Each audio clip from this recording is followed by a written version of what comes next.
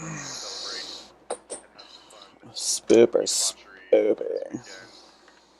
Um, but we're still excited to be back and keep this story going because, again, it just keeps barreling along. How did a lot happen last episode? Let's talk about it a little bit, shall we? So, we rejoined the party, who are starting to loosely call themselves the Nobodies at this point. We found them after having just barely held off Novar at the entrance to the Seat of the Fae. They had just opened it and activated it. As they walked inside, Velterra went in, experiencing a similar sensation to what he experienced at the Sea of the Celestials as well, a sort of tingling enhancement of his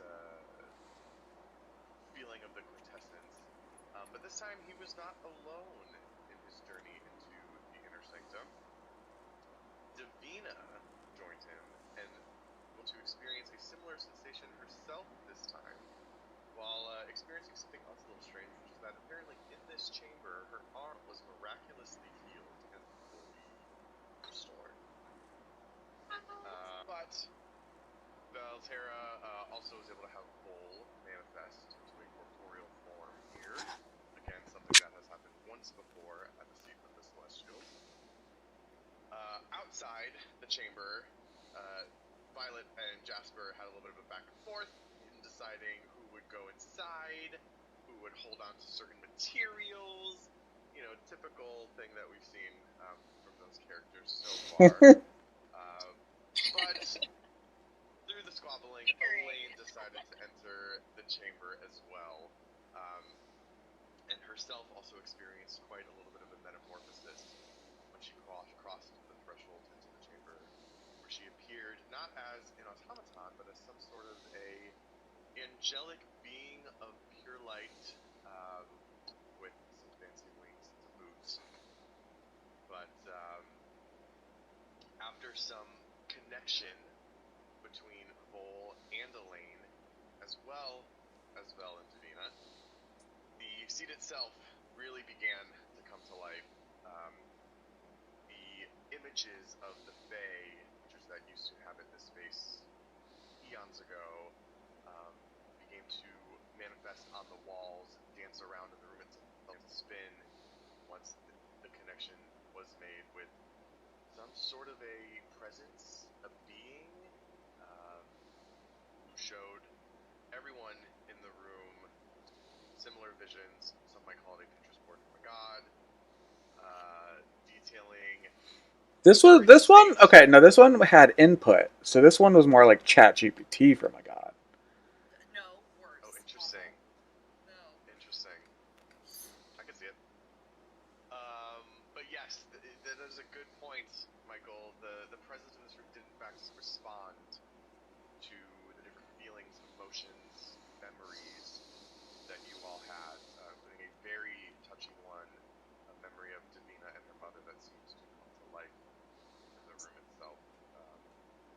But amongst some of these other visions and sensations that were shared with the folks in the chamber, they got a little bit of a glimpse into what a future could look like if Novar were able to succeed in whatever he was planning. It did not seem like too nice of a place, but thankfully the presence was able to convey some sort of a message that all hope was lost. There is a way to put a stop to this and to mend some of the damage that had already been done. To do that, she instructed the group to find the last living child of hers, the last of her offspring. Her baby. Still lives. Baby. With that, the group took their leave, returned up into the home tree, where, of course, the battle was still raging on, as Novar and his division airships continued their assaults and aerial bombardment of Thilo Asari. Unfortunately, in Ermish, that saw Novar find his way down to the seat. It seems that High Speaker Tourmaline Evergreen was mortally wounded, and he was able to have a last moment with his protege, Jasper.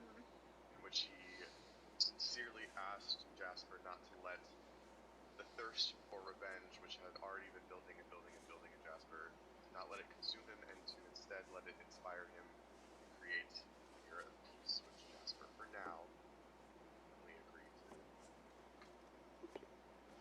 The But memes have the party already was begun. the party was able to make their escape with the help of Orchid, who has now since assumed, I should say, the position of High Speaker of the Ilbrian High Elves. They were able to get some Quetzalcoatli. Maybe that's the plural of Quetzalcoatlus. I think it's Quetzalcoatluses. Maybe you're right. To flee the city.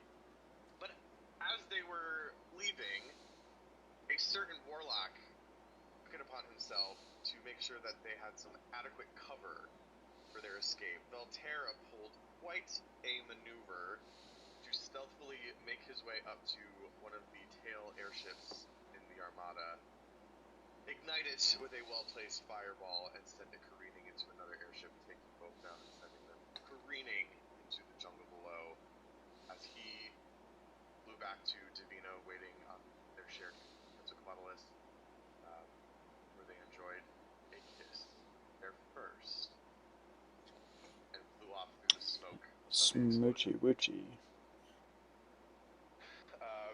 They took quick flights over to the Elven port city to the east of Ciela, where they met with some of the Ilbrian armed forces that were beginning to convene there and begin to welcome refugees from the city that were eventually slowly making their way over. Seeing that Hazel and Juniper had not arrived yet, the party took back to the sky to hopefully go head them off on their long trek from Thilo Asari to the coast. That is where we left our group. Maybe return to them once again. So, to reset the scene for you all left Ciela on the same Quetzalcoatluses that you rode in on. The last that you had heard was that the refugees were making their way on a jungle path through the forest under the cover of the trees and the canopy. Some of the soldiers, the Ilbrian knights, were starting to shepherd some refugees back and forth on their Quetzalcoatluses, but given the sheer number of folks that are trying to escape, it was assumed that there would be a party traveling on foot as well. And so you now get to fly west over the jungle canopy, hoping to find the group that you're looking for. Hope that Hazel, Juniper, You find my wife. As we're flying, Violet is just like scouring the trees and just looking for any form of movement. Sure. Do you want to give me a perception check? You're sure it's not investigation? Are you sure? Are you sure? I got I'll a, say everyone. You're all looking. I would say everyone can make a yeah. I think it's safe to say that I'm looking for my wife. Yeah. 9. I was gonna say, rolled I'm a gonna 2. give Vala Bardic 23. 11. 19.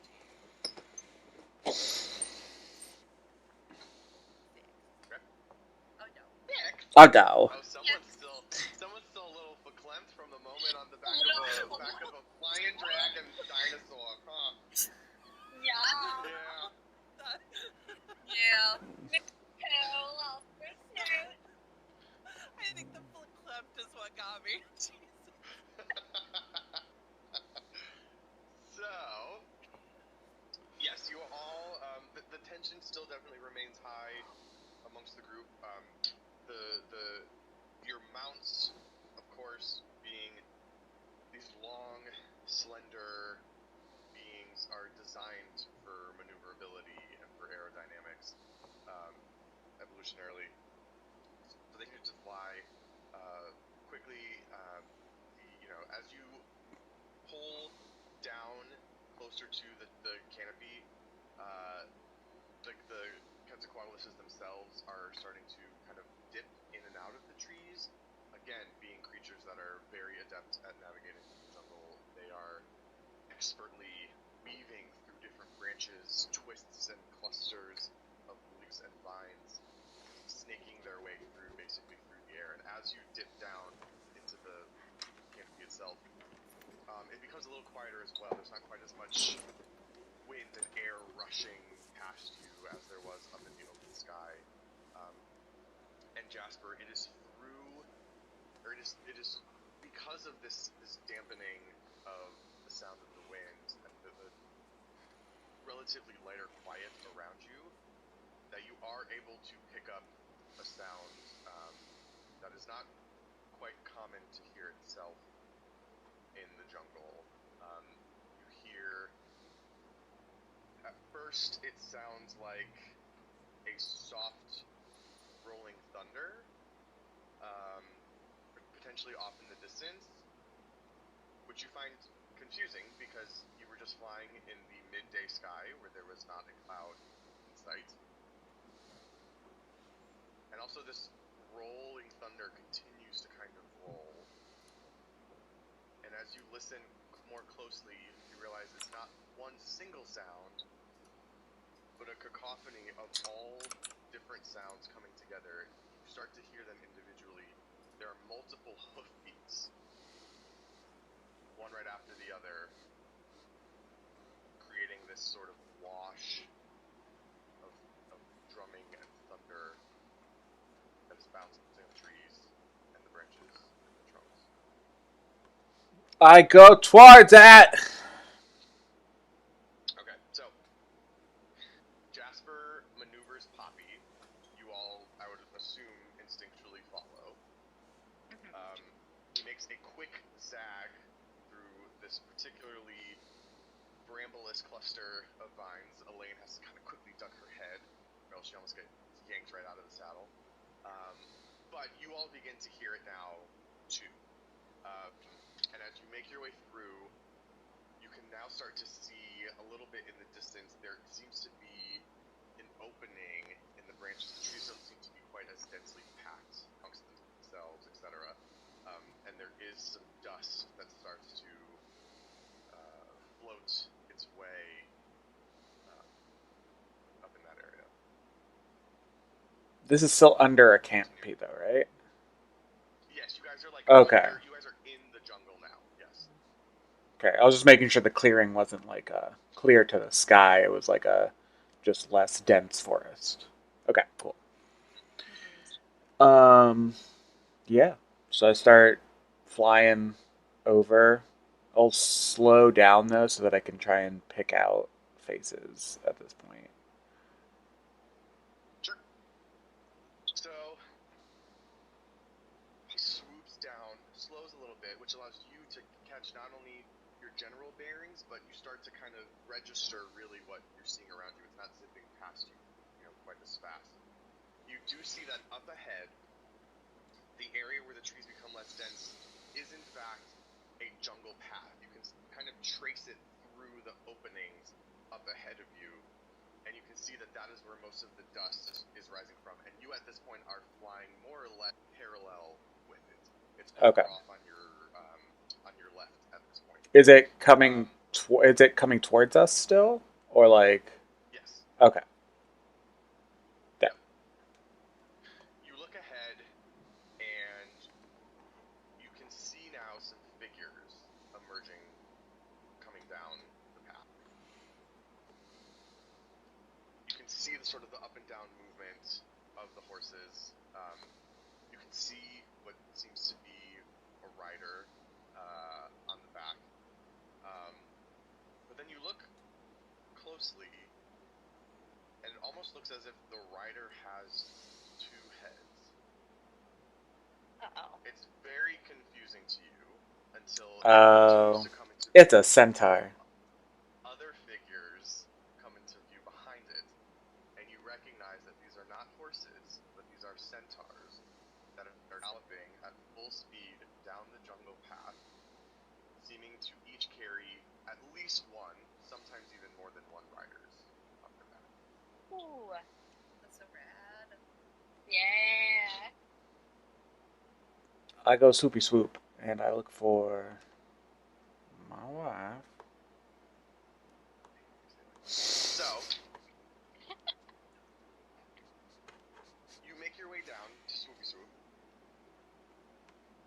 this point, you're now in full view of everyone, and there's a loud call. A deep male voice yells something out in a language you don't quite understand. You're not even sure if it's a word, as more of it's just a sound. And the entire party comes to a stop. Poppy flies forward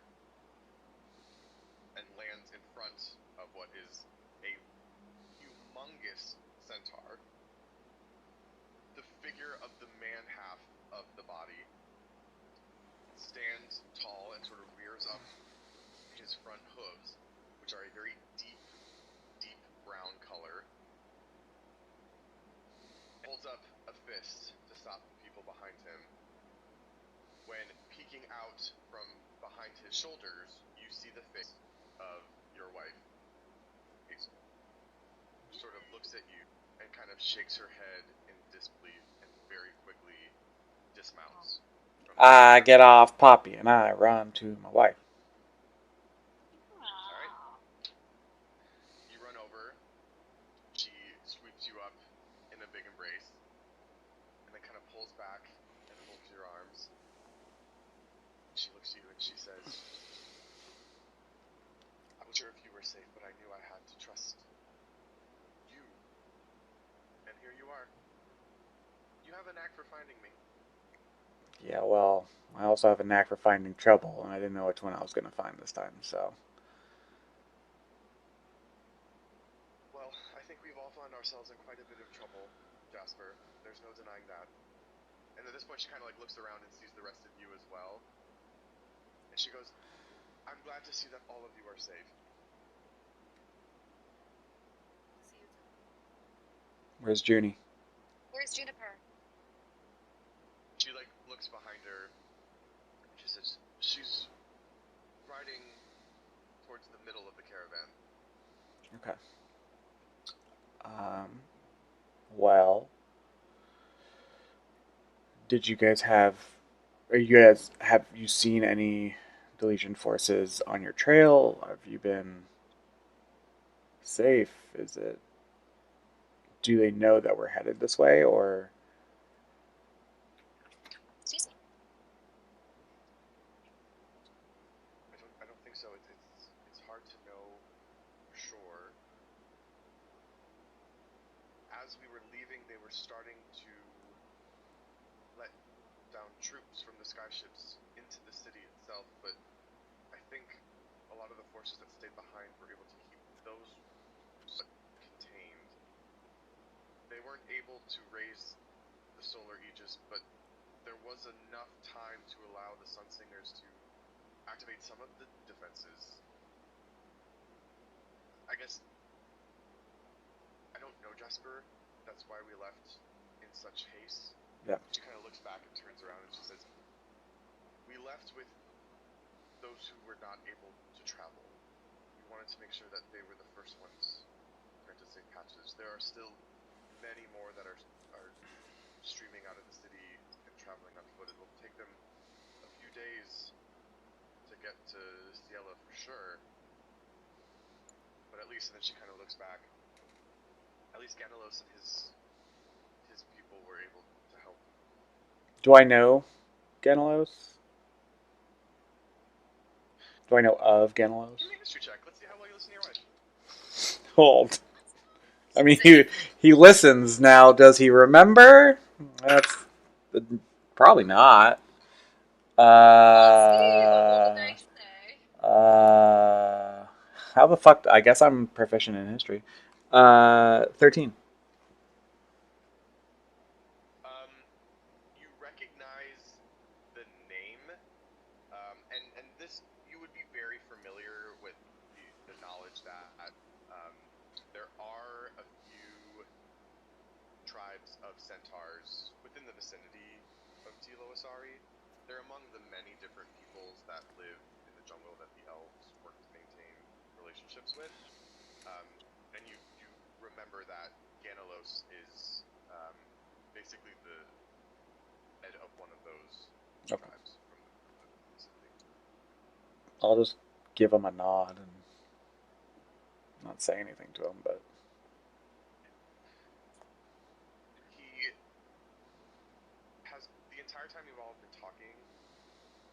he's remained very stoic and looks at you all not with a level of distrust, but more just a level of solemn understanding of the gravity of the situation, more or less. So you give him a nod, and he looks at you, and he frowns, and he doesn't nod back. Were any of your people hurt? I'd say that to Gillis. He takes a few steps forward on his hooves, kind of towers over you, and he says, "No, none of my people were involved in the attack or the defense of your city.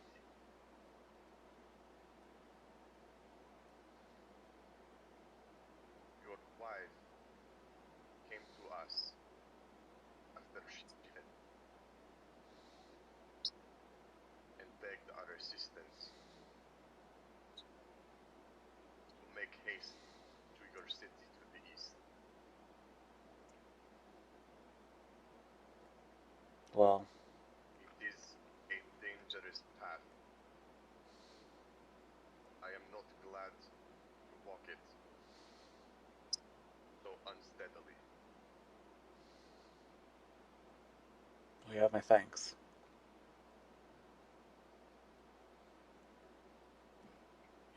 He'll kind of sit back a little bit, and he'll say,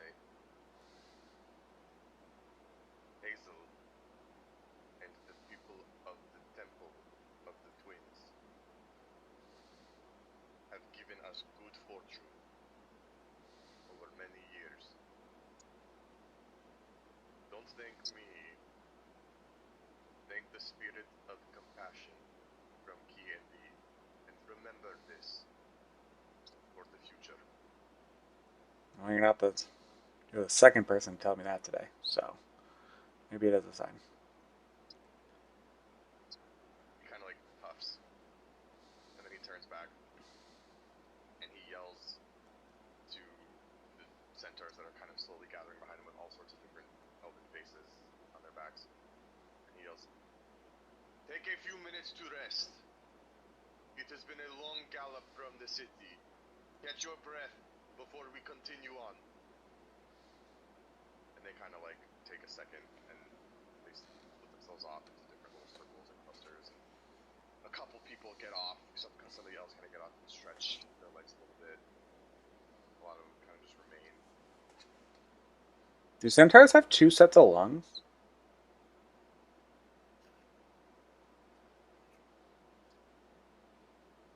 Or they're just like not lungs in like the human torso? That's gross. Don't know. Google it. Maybe that's why they're so good at running. I don't know.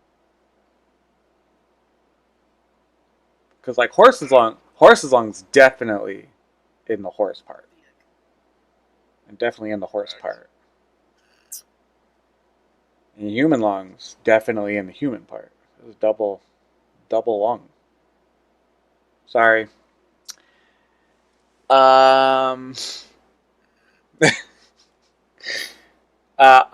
not. I know they need to rest, but we don't. So We do. why? We haven't rested since the fight. Yeah, well, we can go back to a safer area. We can fly. Oh yeah. Yay! I'm not saying. Yeah, we fly back. So I'm gonna start wading my way into the herd, and look for my daughter. Yeah. As you make your way through, you of course hear her before you see her. Old scamp. She is speaking loudly and laughing, which as you get closer, you can see that there are two smaller elven children who are clustered on the back of one centaur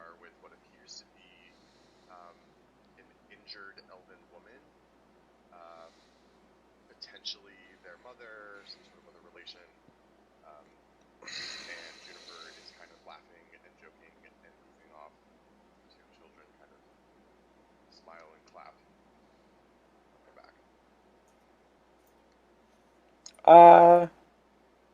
I won't interrupt her. I'll wait until there's like a natural pause in the.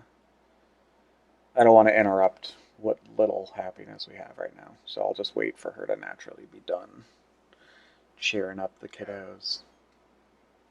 She kind of finishes her little, what maybe described as a goofy performance for the kids as they laugh. She kind of reaches up and like rub the head of the younger one, and she turns around and kind of stops in her tracks as she sees you. That was a performance for sure, Junie.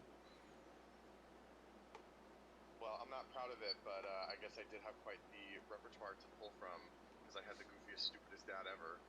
Well, you learn from the best. I'm glad to see you made it out. Well, I would hope so, considering I'm your father. I would hope that you don't hope death upon me. No. Did you get out okay? Are your friends okay? Her smile drops a little bit, and she just goes, I don't know, I didn't have time to really talk to anyone. Mom made us make a mad dash for the temple. So we got there and helped a little bit where we could, and then she helped start to coordinate some of the escape efforts, and that was it. We were on our way, so, I mean, I can only hope I see a lot of people that I know in Ciela when we get there. Well, you're the first batch, so... Right? They're the first batch or second batch? So, some have already been flown over. Oh, but they're like the first main... Yeah. Okay. They're the first larger group, yeah. Yeah, okay. Well, let's get you there then. Yeah.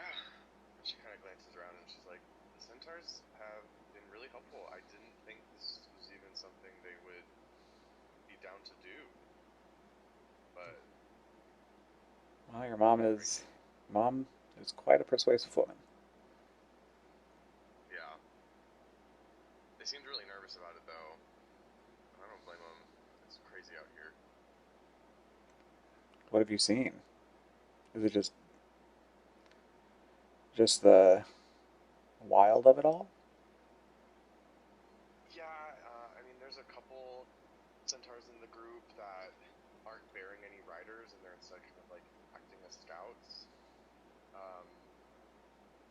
And so they've gone ahead a couple times, and apparently they've had to fend off some like minor stuff. That would have been a problem if we got through. But the centaurs seem spooked. They said they don't like this part of the woods usually, which is why they tried to stay to the south. Good to know. Maybe we don't leave them on their own then. I'm going to head back to the group and relay that to them. As much as I want to get Hazel and Juniper safely to CL, I think we should probably escort them. We're not too far, right? From CL at this point? Yeah, I think that's a good idea. I agree. It's worth it. I agree as well. Maybe we just hang out here and take a rest. Short rest! We'll escort them Yes. there. Because I blew all my packs last doing the cool thing. You Well, did! And by all, I mean both. Both of them. Warlocks. Okay. Yeah, I mean, so at this point, yes, you guys are I would say, based on what you were describing, you're planning to do. You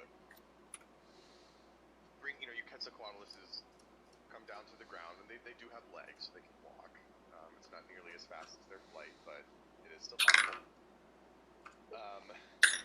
And so, as the group eventually kind of picks themselves up to keep moving, you from that carrying over into as you take off, and you're sort of just seated on your mounts. I will say you are able to take a short rest, and you begin the march to the woods. I would say no. You can fly if you want, and sort of like maintain speed with the centaurs as they gallop. Cool. Would we be at risk of being spotted by any of the retreating airships if we flew? No, that's why we're flying under the canopy. That's why I asked if the clearing. That's fair. Okay. Yeah. That's good. Okay. Cool. I might stay on the ground as we go back. I'm a bit more useful, if there is anything to skirmish with on the ground. Fair. Sure. I'll say too. I mean, if there's anything, not to jump ahead too much, if there's anything you want to do as you guys are still resting a little bit on the mountain as you're gearing up to get back, feel free. Otherwise, I think I would have clocked where Jasper went to go talk to Juniper, and I'll just spend a little bit of time catching up with her, give her a big hug, and just trade some stories. I want to hear about what happened for her during the battle. sure. So she talks. She'll mention that as they made their way over to the temple, which is way over on the western side of the city, and Jasper's over on the northeast side. As they were leaving the temple to make their way into the jungles, that when the first few ground troops began to descend from the airships into the city, and that was when the ground battle itself really began to take off. And she mentions how, as she was escorting her mother through some of the city streets, there was a Delesian soldier that came out behind an alleyway, and with the quick thinking of what you had showed her, she was able to very quickly sheath her dagger, whip it up to slit his throat, and keep moving without even skipping a beat. Did good, kid. She looks at you and she says, You look like the same age. she says, "Thanks, Violet, but can I ask you something?" Sure. Does that feeling ever go away? Of taking a life? Yeah. The heaviness to it? No. It'll linger. It'll stay with you. But just also, at the same time, hold on to the truth that they were going to harm you. They were going to harm you. They were going to harm your mom. And you were acting in self-preservation. You did what you had to. Yeah, I did it without even thinking, but then as we started to write out, all I could think about was he was so far away from home. Like my dad was so far away from home. Mm-hmm. What if he has a daughter who's never going to see him again because of me? I'm just gonna, wrap my arm around her. There's too many what ifs. You can't torture yourself like this. Don't dwell on it. Let me see the dagger.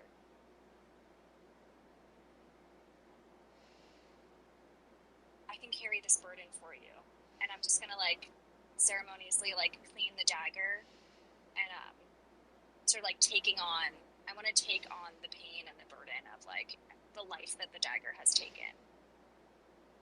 So every time, if you have to use this again, next time you see me, I will clean it as much as we have to, and I will take this burden on. You don't have to carry it, not alone.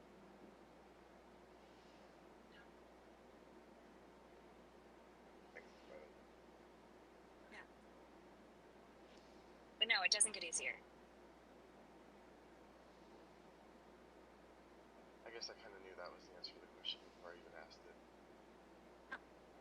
Not gonna sugarcoat it for you.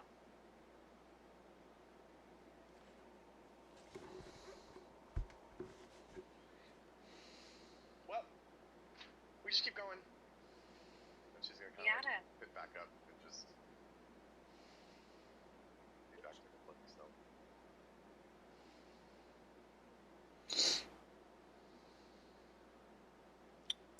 Alright. I have 2 bracers, right? I Yes. have the 2 brace. Okay.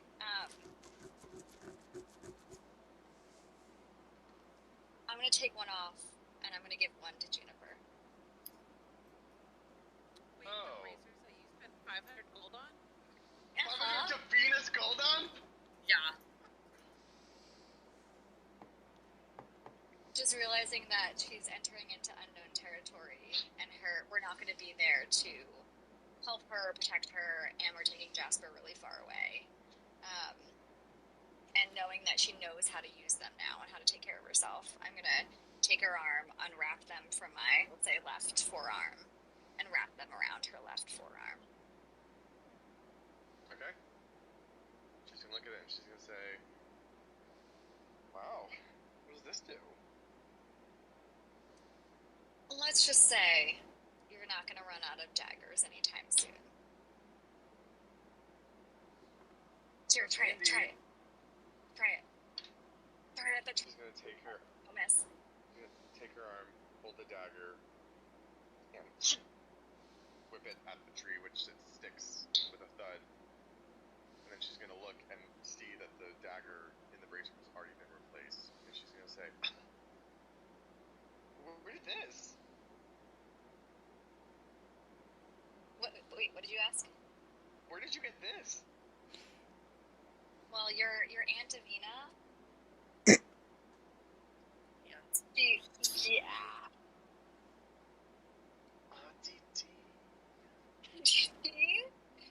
Yeah, she treated me.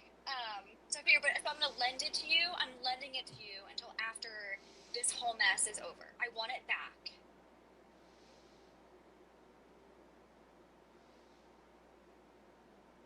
Yeah, I got it in Verkova. Yeah. Wow. I will take such good care of it. And also, you know, the name of the shop, it's right on the bracer itself. Do I remember what it is? No, but I'm doing marketing, so all I need. Do you remember what You're supposed to do the sponsorship deal. That's right. You're supposed to be an influencer. it has, like, the name of the shop? And now that shop keeps like, oh my god, I hope the like we've been canceled in the Deletion Empire, and they're like, Oh, it's so true. You got your brand deal canceled. Turns out the news sees his daggers being thrown at the emperor. Oh god. The shop is probably going out of He's business. like, Hit the honey, door. we're moving to Port Severn. God. That's so fucking funny. Oh my god. Well, you pull it off, and she kind of comes back to some stuff she was doing. She goes and she starts to have a very joking, goofy conversation with the centaur that hasn't come out. Give me an insight check, Violet. don't be so Okay, we've got my insights +3, and I rolled a 15, so 18. She walks herself right up to that centaur, and she shamelessly flirts with it. Oh my gosh. With him. I was about to say that's some racist ass shit, Theo. It is. You're so right. Him. Violet clocks that, and I'm just gonna whisper to myself, good for her. And I want to stand him up and down. I want to do like a big sister look? Like, do I trust this guy? Is he good, Yeah, is he good enough for her? I will say with that insight check, you're able to look at him. You watch his demeanor. He himself is a very impressive-looking centaur. His torso portion is very cut, very fit. He's a handsome guy. He's a little bit smaller, not like Oh, thank quite God. as big as huh? I said thank God. I said thank God. But But he's he's not smaller. bigger. Yes, that he's not bigger. Anyway, I'm not going to elaborate. It's pretty clear why. yeah, that's your daughter. I know, that's why I'm saying thank God. I don't want her to be... You could have just not acknowledged it at all. You could have just left it. You literally could have left it because pointed to nobody the was talking about it. and said, Oh, it's his penis. Yeah. It's his penis cake. Oh. I did not name you Catherine. I named you Juniper. Jesus. You gave them a Russian accent. It wasn't me. You gave them a Russian accent, not me. That was you. That was all you, bud. It was more just exotic, not Russian, just exotic. But Right. anyways, I'm going to psychic whispers. Dun dun dun dun dun. I'll be connected to them for 4 hours. So in Juniper's head, he's gonna hear, "Good for you." In the centaur's head, he's gonna hear, "You don't fucking know me, but if you hurt her, I will come and I will kill you." so No, as you say that, for a nothing. split second, you see Juniper is the one talking at the moment, and she kind of like pauses, and you can see like a slight smirk on her lips. The centaur had been listening and smiling, and you just see him go, I didn't do it like the horse, like the jump scare. Oh my gosh. He kicks out his back legs and just murders a child. Like the stutter step. Oh my god. So as he's looking around, if he does make eye contact with me, I'm just gonna do like a dead stare to him. so he's kind of looking around, and then he sees you, like literally like jumps. And he's gonna like, his eyes are just gonna go big, and he's just gonna like turn back to Juniper and just like, Okay, I'll saunter away. I did my anti-duties. Yep. You make your way towards the front of the group where the rest of the party has more or less gathered. What is your passive perception, Violet? It is 17. Okay. As you approach the front area, you see that Ganelos is hunched over with another large centaur who had been towards the front. And they're speaking to each other in very sort of hushed whispers, with very solemn looks on both their faces. I'll walk over to them. Okay. They stop speaking as soon as you come forward. Hi, my name's Violet.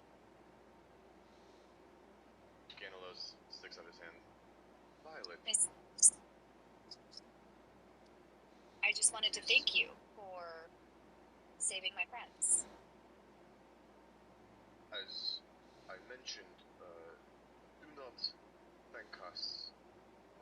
We're merely helping with the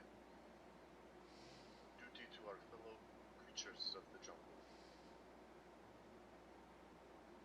Well, whether it was duty or not, you had a choice to make. And I'm glad that you provided your assistance. Yes, I hope that choice does not lead to more trouble down the road. I know nothing about trouble. But down the road, you're familiar with what's in the southern jungles, am I right? Yes, we are based part of the jungle.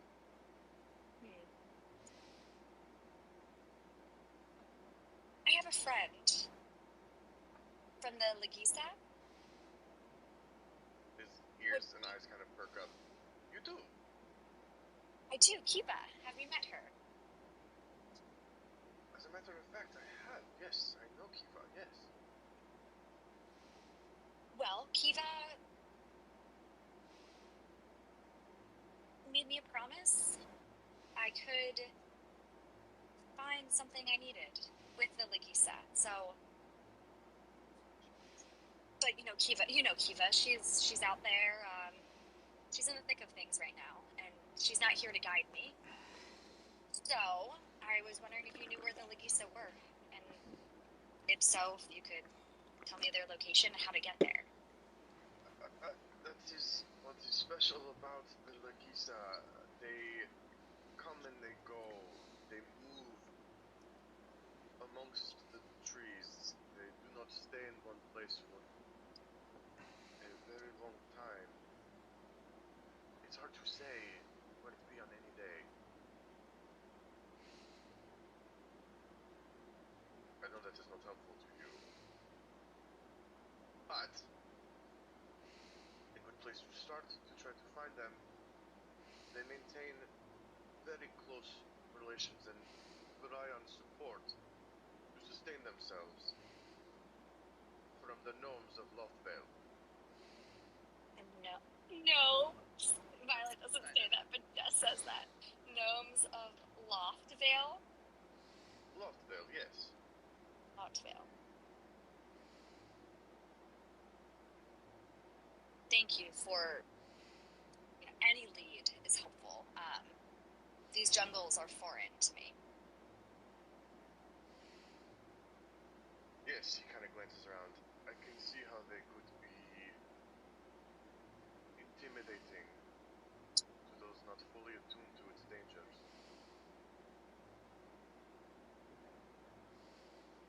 And I'll just sort of nod and back away.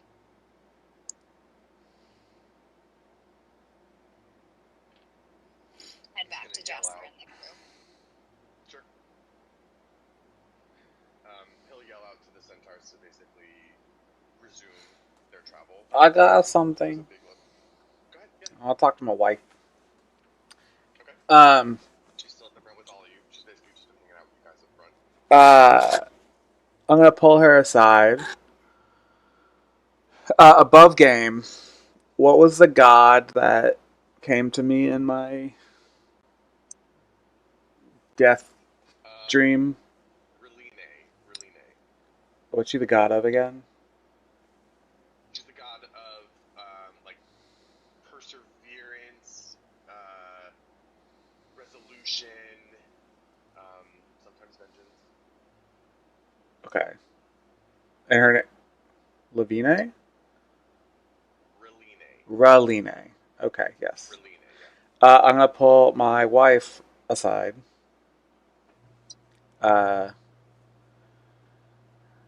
I don't know how to say this gently, so I'm just gonna say it. Tourmaline didn't make it.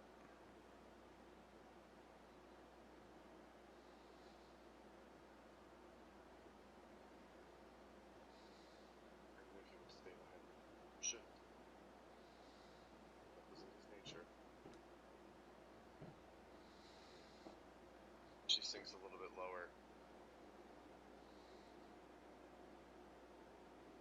How do we continue to lose so much, Jasper?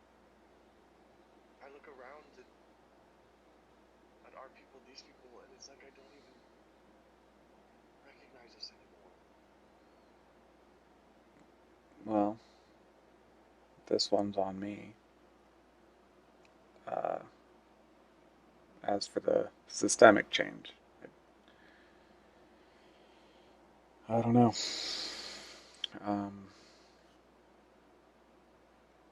His last words were to not seek vengeance. But that's all I want right now. So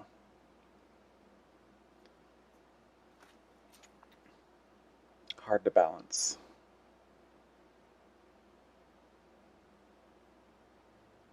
Vengeance, Jasper, is an illusion. It comes under the guise of violence with a purpose. But it is violence's own machinations to see itself perpetuate onward and onward and onward.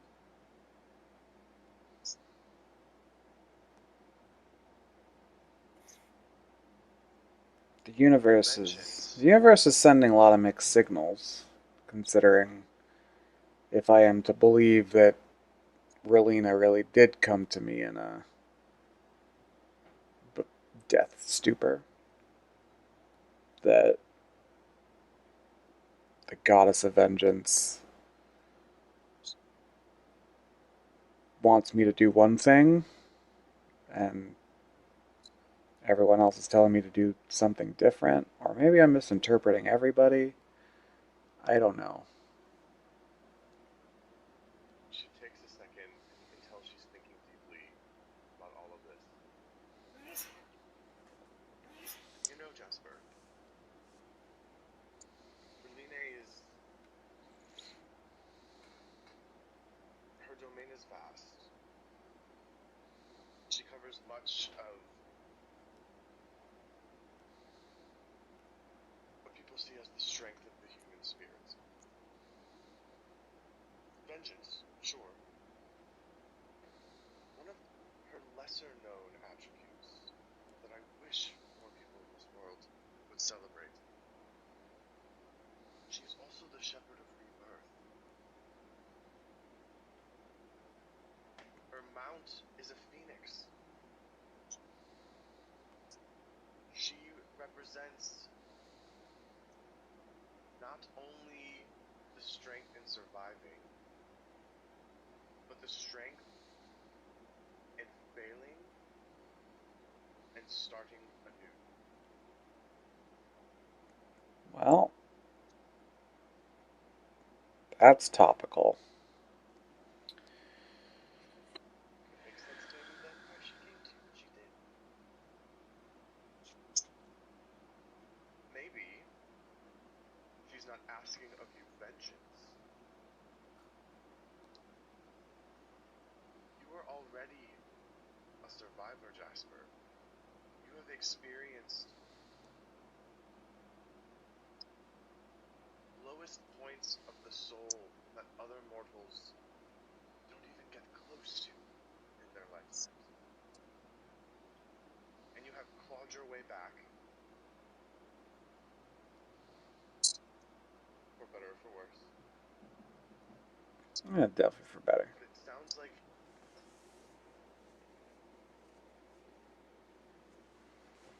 you still have... She's telling you you have more to go. You have higher heights to ascend to. And you have the strength and the spirit to get there.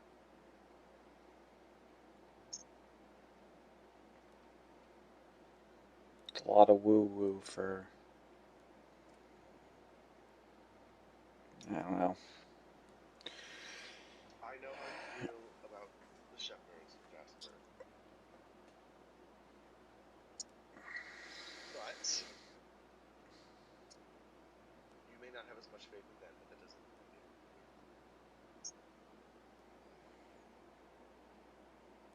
you do. Well, I've been told there are too many coincidences at this point for me to not at least think about it. From what you have told me, Jasper, she has come you in two very distinct moments in your life. Not in times of vengeance, but in times of hope. She gave you the push you needed to break free of that place which contained you. She gave you the strength that you needed to save me and be with me again. Yeah. I mean, you and Tourmaline both implore me not to use violence, but there's just so much violence ahead. We are not immune to it, Jasper. But remember what I told you when you first returned to Thilo Asari. It's about having a purpose Yeah. and understanding when to show restraint and when to decisive action.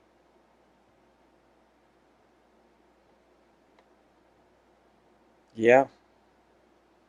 You know, when we were down there,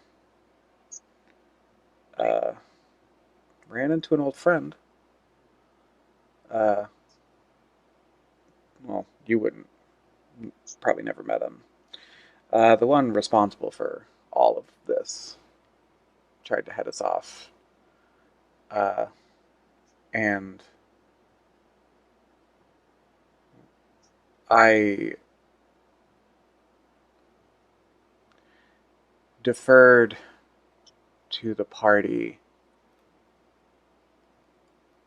when to attack, even though I knew there was no talking with this man. And I'm maybe realizing that while what I did with the Emperor was rash, there's, looking back on that, I know that the Emperor wasn't the problem, and that was just anger, and that was vengeance. But men like Novar don't deserve my restraint.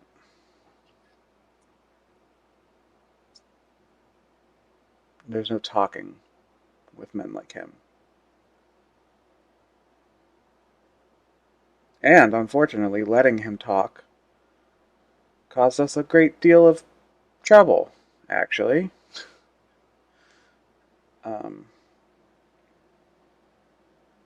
So, yeah. Maybe I need to ponder on. I don't think turning myself into a dog to be let loose by others is the right way to go either.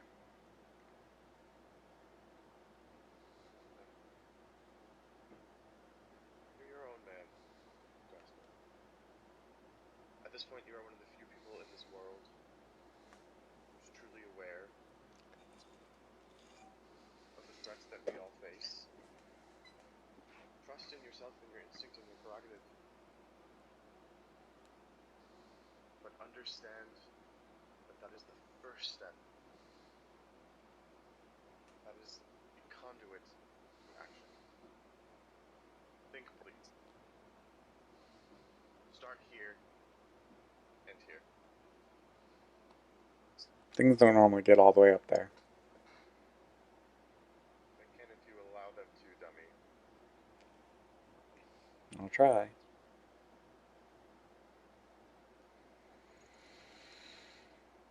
As you're having this conversation, the group had kind of gone. Everyone had been kind of getting themselves together. He had called, Ganelos had called for the centaurs to keep themselves moving. He seems to be very impatient.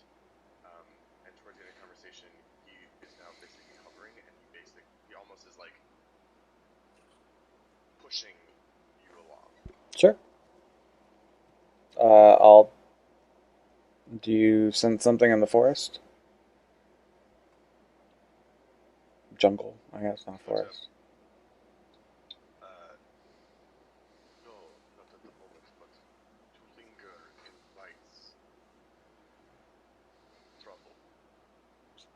Well, we're going to escort you. Is there anything that we should be looking for in particular on our way to CL?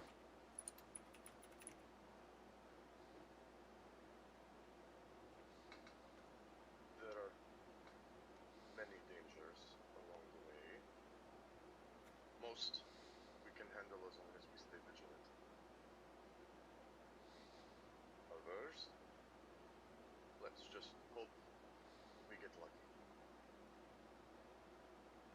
Now's not exactly a time for ominous statements. What are these things that, if they pop up, what are they? What should we be ready for?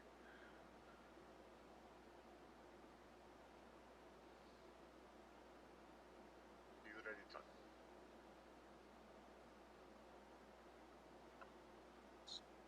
Wonderful. Say that again, Theo? Be ready to run. Oh, great. Alrighty. Alright. Would I know Yeah, of like Jasper might understand. would I know what these like threats could be in the jungle? Like it seems like they're like bordering on existential the way that he's like talking about them. Give me a. I mean, I've spent a lot of time in the wood or in the jungle. I would say give me either a nature or history, whichever you prefer. Oh, well, it's definitely going to be history. So let's see. Yeah, history's +4. Okay. Ah! Yeah, it's not going to do it probably. 11? No, 10.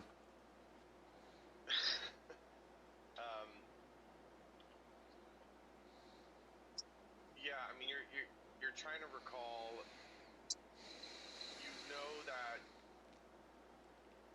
you remember through some of the stuff that you've learned about that this stretch of jungle is a little bit more dangerous usually, and the only thing that you remember is that the centaurs used to frequent this area until about 30-ish years ago when they kind of really settled permanently. Okay. Can I make an insight check to see if he's not telling me because it's painful to think about? Sure. Yeah, it's a lot better. 14 plus 8. 22. Yes. Nice. Yeah, you're realizing that a lot of his hesitation and his caginess is not coming from a place of trying to withhold something, coming from a place of deep-seated fear. To the point where, almost as if speaking about it too plain, Invites it.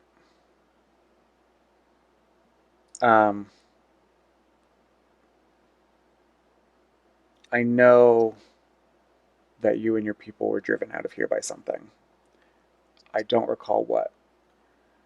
And I do apologize for making you relive these feelings that you're having.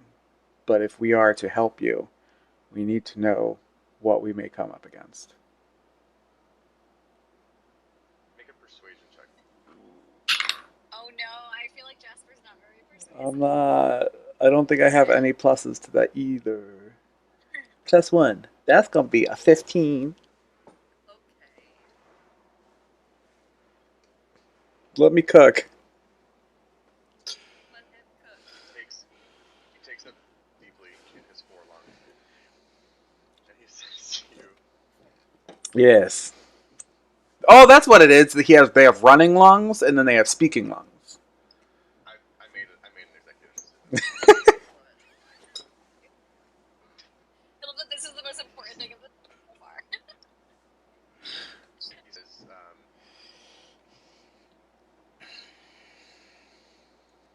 your people do not know much about her because she has never ventured close to your cities. Sota, a green dragon. She came to our land a few decades ago, hunted us as if we were livestock. We tried to fight back. It became clear to me that the most sense for the continuity of our people to simply find safer terrain.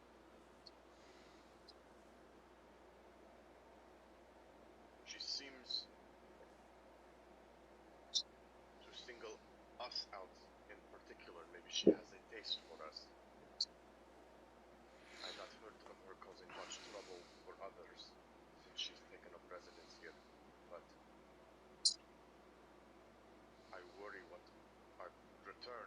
such large numbers may do to stir her. Do I know if dragons are intelligent creatures? Like, I guess my question is: are dragons in this world in like the type of dragons that have existed in other like kind of fantasy? Like, are they like speakable with, or are they truly just like creatures? It's a good question. They have a higher level intelligence than the average beast. They are not like the same elevated status. Sure. As They're not like a Raishan or anything like that. No, like they're not like plotting the destruction of kingdoms through political intrigue, but like they are still like an individual. Sure. Like can plan. Right, but it's more like a bestial planning, not like we couldn't like reason with the dragon. Yeah, like it's more kind of like I'm forgetting the dragon's name, the one from Beowulf, right? Where it's just Yeah. It's a beast, but it's a beast that is too smart for it, and others sometimes own good. It's like, yeah, it's not really like a Cool. No convincing it to attack airships. powwow with this Yeah, for sure. Okay. I will ask. What's his name again? I forgot already. Her name is Sota. Gallus. No. The centaur's name? Yeah. Ganalos. Ganalos. Do you know how old this dragon is? From what I understand, she is not amongst the biggest or the oldest who roam these jungles, but she is quite established in her formidability. Well, she wouldn't be the first dragon that I've taken down. So You killed an adult dragon. we didn't kill an adult dragon. We killed a young dragon. No, you didn't. Young dragon, right? I didn't say adult. I just said dragon. But I've dealt with dragons before. Then it is good luck that you found us. Oh, I let's. worry the more we linger, the more we become. How do some people say, sitting ducks? Yes. Sitting centaurs. No, we do not sit. We either stand or we lay down. There's no in between. What would a centaur chair look like? I like the idea. No, we don't have that word. Like it's like a trough. They just like walk over it and then just like pick their legs up and like just lay belly down. Also, do we hear any of this, or are we? I mean, private Jasper I'm not being close like conversation? I'm not being like secretive about it, but I think he came up to me while I was talking with. Yeah, because he was having the conversation with Hazel. Oh, okay. Yeah. Okay. I'm not being like I'm not like whispering about this, but I'll tell. I almost just called him Xenagos, which is not correct. Scangalos. I'll be like, all right. You rally your people, I'll rally mine, and we'll get going. Sounds good, Elf. Turn back. And then I will turn back to Hazel and just give her a smooch, and I'll head off to. I'll hop on Poppy and then kind of slowly soar over everybody and just kind of occasionally shout, telling people to get ready to go. Just like calling from the air and like trying to bring urgency to the situation. Yeah, I mean, it seems pretty clear at this point. The call is out. People are reconvening themselves. They're gathering themselves, returning to their mounts, both Centaur and Quetzalcoatlus. And the group does begin to take off. So Ganalos leads the charge, and then the gallop kind of extends from behind him at that point. centaurs take to their sprint. And you all, on your Quetzalcoatluses, hover and sneak your way through the air with the crowd. Violet still loves her Quetzalcoatlus. She is in heaven on this thing. It's like being on the, at the front of a ship. Yeah, you're gonna Jack and Rose it, huh? Wait, how's that work? You need a jack. I do need a jack still, Okay. yeah. Elaine is Jack. So, Yeah! I volunteer. alrighty. Um, You guys are making your way? yeah, we'll make our way. Oh my god, I keep almost calling him Xenagos. Ganelos. I'm sorry! Ganelos. Ganelos is leading from the front, right? As we get going, I'll be doing, because obviously we fly faster than they run, I'll be doing, taking up the rear, but, doing, sweeps so that I'm staying behind them, and basically just kind of keeping eyes out on the back, but also, the back flank as well, while he's looking ahead at where we're going. You want to give me an active perception check? Sure. Oh, Did Eric just die? yeah, I think Eric's dead. Eric's dead. He's gone. If we Nope. overheard that there's a dragon out there that's a threat, I feel like... Oh, sorry. Sorry, I would have told you. Jasper has not Did you said tell a us? word to you. Okay, sorry. Before we, all of our Quetzals are together. So once we start saddling up, I'll tell everybody.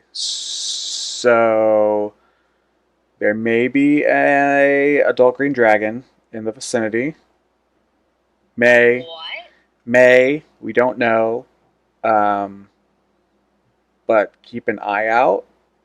I don't think it's smart to engage. I think we should. No, I'm too tired for this. Yeah. So I think Look at us. the plan.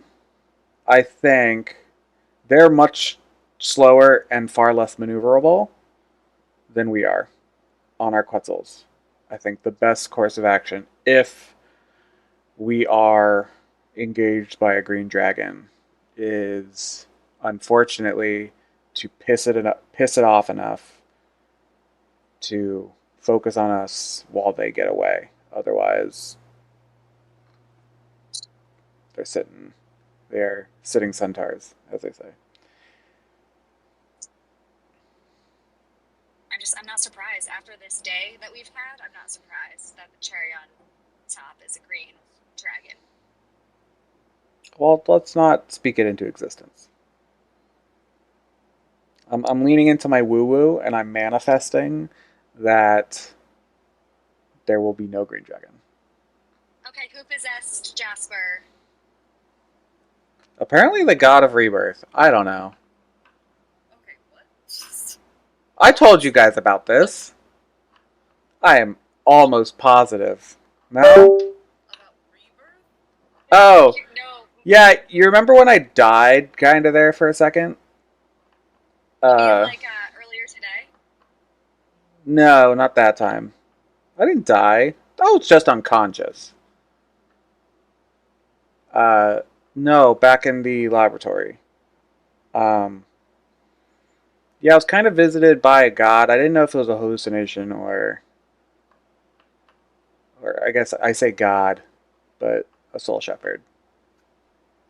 Yeah, I don't put much stock in all of that, but enough stuff's happened to me recently that maybe I should start paying attention. I mean, if we can get visions from what came before the gods of the gods of the gods,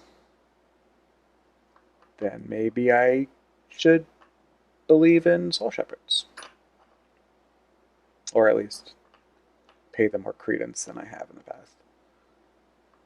Anyway, this is all to say, think good thoughts, and good things will happen to you. Or at least you get to live in ignorant bliss before you are consumed by acid. So, Yeah, okay, someone has definitely possessed Jasper. I'll take up the rear. Who else has decent eyesight in the jungle? Me.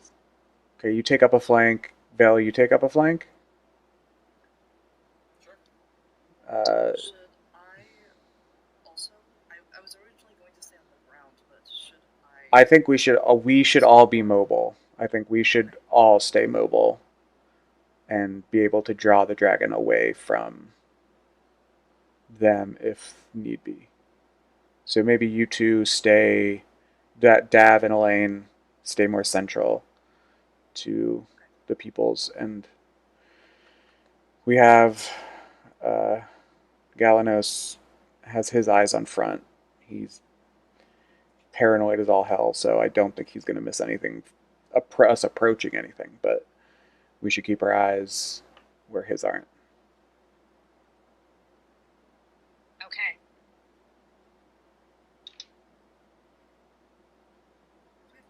Alrighty. So, as it has been spoken, so it shall be. The group continues their charge down the path. You all kind of hang back in the rear. I'll say same thing as before. Since you're all kind of actively keeping watch, go ahead and give me perception checks, everybody. Ooh! Right. Ooh! Your dice then, are they rolling okay? Okay. They're very middle of the road, That's- but like Okay. I've seen double digits today, which is honestly incredible. One might say statistically average. Yeah, I would say they are statistically average. Yeah. They're perfectly mid. I will take mid. 18 plus 8 is going to be a 26. I also got a 26. I got half of that. Vel's going to roll a 6. I know it.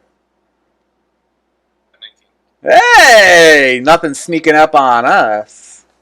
I kind of was waiting because I was like, someone's gonna get like a 28 or something. I was like, Well, Alright. I got a 15. Thanks for being here, girl. Alright, so... she's just staring at Vel's ass the entire time. She's crazy today. Dude, Dav is feral. Dav is feral. y'all read too many romantasy books. You don't read enough! No, this isn't the Hellmaid's campaign. Come on now. Oh my god. Oh, well, we can turn it into Okay. That's way. I thought Vel was the one who's supposed to be rock hard. Nah, get it? Because he's an Earth Ganassi. He's an Earth Ganassi. No, I got We it. get it. We get it. We get it. Also, level of spice has been like maybe 0.5, so on a scale to 10, there's a lot of opportunity here. Well, True. I saw an Instagram reel about. Apparently, there's a book where someone. You guys made assumptions. This is true. This is true. That's our bad. We filled in the gaps. Anyways, so y'all take up your watch. Fanfic. The gallop proceeds. As you go, everyone is kind of keeping their watch. Jasper, you take a second to kind of look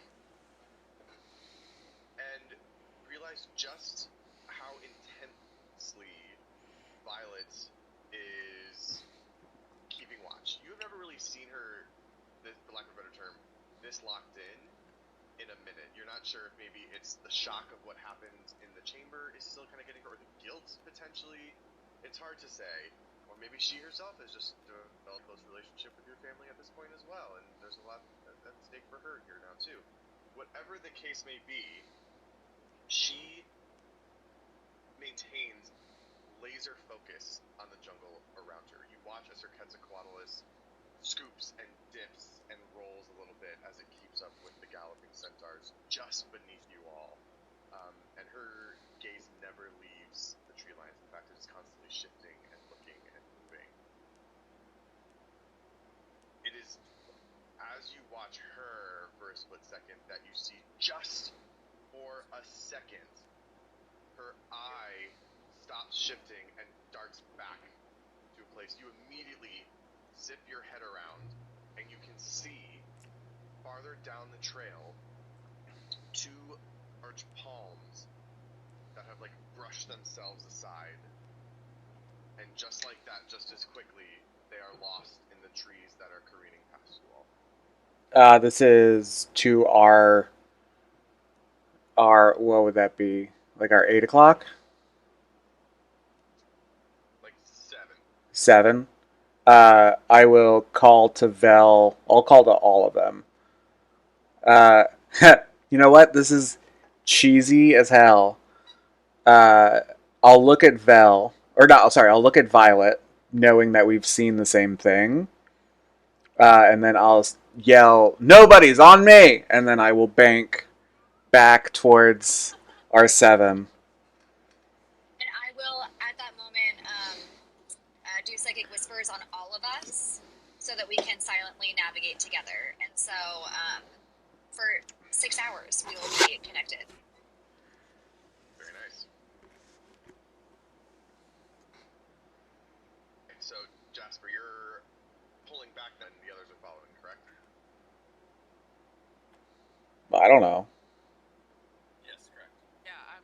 Okay. They have agency. They're their own people. I'm passing the princess. Atta girl. So, Jasper, you make your way back and beeline straight to where you saw that disturbance before. I will say, knowing that like these are things that can move, what I would do, knowing that Violet saw the same thing I did, is I would whisper to her in my head, you like fan out one way, I'll fan out the other, and then the others can kind of go direct, and then we can come from a side and kind of, if it did take off in either direction from where we saw it, then we could each at least have like an eye of where it may have gone. Okay, I follow, yeah. So as you disperse yourselves amongst the different pinpoints, still continuing to move and snake your way through the trees,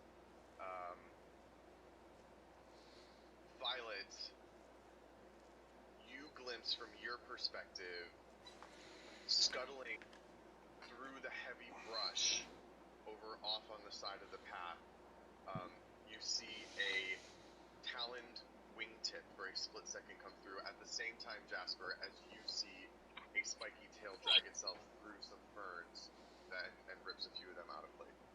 Okay. Well, fuck me. I will. Wait, real quick, time before we get into this, did we consider that time on the ground short rest? Yeah. We did. Yes. Okay. Did everyone get an extra 1d8 for hit points? No. Rest? Thank you. I'm taking back. Do you roll it for us? Yes. Do you roll it for us, or do we roll individually? That I don't. Let me. Normally, it's just a DM decides whether you. It just says those I'll say- creatures regain an extra 1d8. I'll say Davina do it just because it seems unfair to me. Like If one person rolls a gets 1. and Yeah. get 8. Like Yeah. everyone gets the same. So go ahead and roll it, Davina. Alright, that's 4. Hey, Helamid. Statistically average for the theme of the Alright. night. And you're all gonna hear in your heads, what's a dragon when we already took on Novar today? I will whisper back and say, Violet, tell the others to follow but not engage. Right. And so we'll kind of just do like sweeps, keeping an eye on it, and just making sure that it's not engaging the centaurs. But ideally, we just leave this thing the fuck alone. Yeah. And I'd it, like to start wildly Eldritch blasting into So anyway, I started blasting. Stop it. I was just throwing daggers. Oh, No. what was this? Negative. It was a condom for my magnum He dong. wants to die today. He just wants to die. So here's the other thing. TPK. I'm gonna ask Violet and Jasper to both make stealth checks as you try close enough to track this thing. Can I argue for advantage since this was literally my job at one point? To ride this? To ride Quetzalcoatlus in the jungle without being seen on them?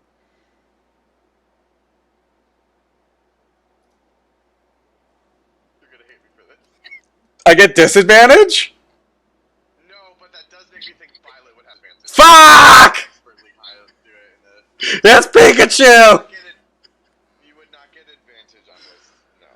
But she gets disadvantage? But you are at disadvantage because you are not as adept at Yeah. Damn it, Michael. Well, you know... Oh, I would have been... It's fine. My stealth is high enough for Yeah. him. It is very high. I got a 23. 8 plus 13, so I'm still Jesus Christ! My goodness. I rolled an 18 and my total's almost lower than yours. Which is insane. Alright, so... You're okay, you're good. You got Okay, I'm fine. Okay. You look so pretty over there. You're doing so great. Just based on the plan as it was kind of outlined to me, you all are hanging back a little bit in a way that's not going to quite put you in as much of a threat. Yeah. So, yes, you guys are able to kind of stealthily navigate just above enough of a tree line that you can continue to see glimpses of green, scaly body parts break through pieces of brush without yourself getting too close. Here's How big does what it you look? glean. Yeah. Okay. Yes, it's big. This is a large creature. The small brush that it passes through is ripped out of the ground, while the larger shrubs, trees, kind of bounce back. It is clearing out a large swath of the bottom of the jungle. You can tell it's creeping low. It is purposely kind of flattening itself out against the ground. As you race along with it, Jasper, you are able to notice that It's you hunting. keep constantly looking back and forth between where you are and where the gallop is ahead of you all on the path. It is gaining on the group. It's hunting. Yeah. And Violet understands that immediately. I As will well. relay it to the group and say, hope everyone's ready to fight a dragon. Again, can't be as bad as Novar, right? I wake up every day ready to fight a fucking dragon. Eric and his podcast. Yeah. Is the funniest fucking thing I've ever seen. Bell gets the kiss Davina. He's like ready to take all the fucking girls. He's so virile right now. The yeah, Val just did some some smelling salts, just like no water, like pre-workout, just like swallows the powder. He dry scoops it. Yeah, he dry scoops it. Yeah. Does a little. His testosterone's through the roof right now. Through the roof. Doing great. Such a Chad. Okay. I say, maybe everyone at the same time attacks it on Violet's call, because she can send Oh my God. Yep. she can give a countdown to all of us.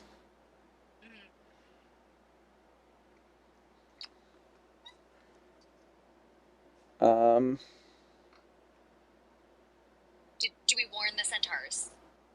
You have a link with the one centaur still. I already do. So yeah. So I'm to Ganalos.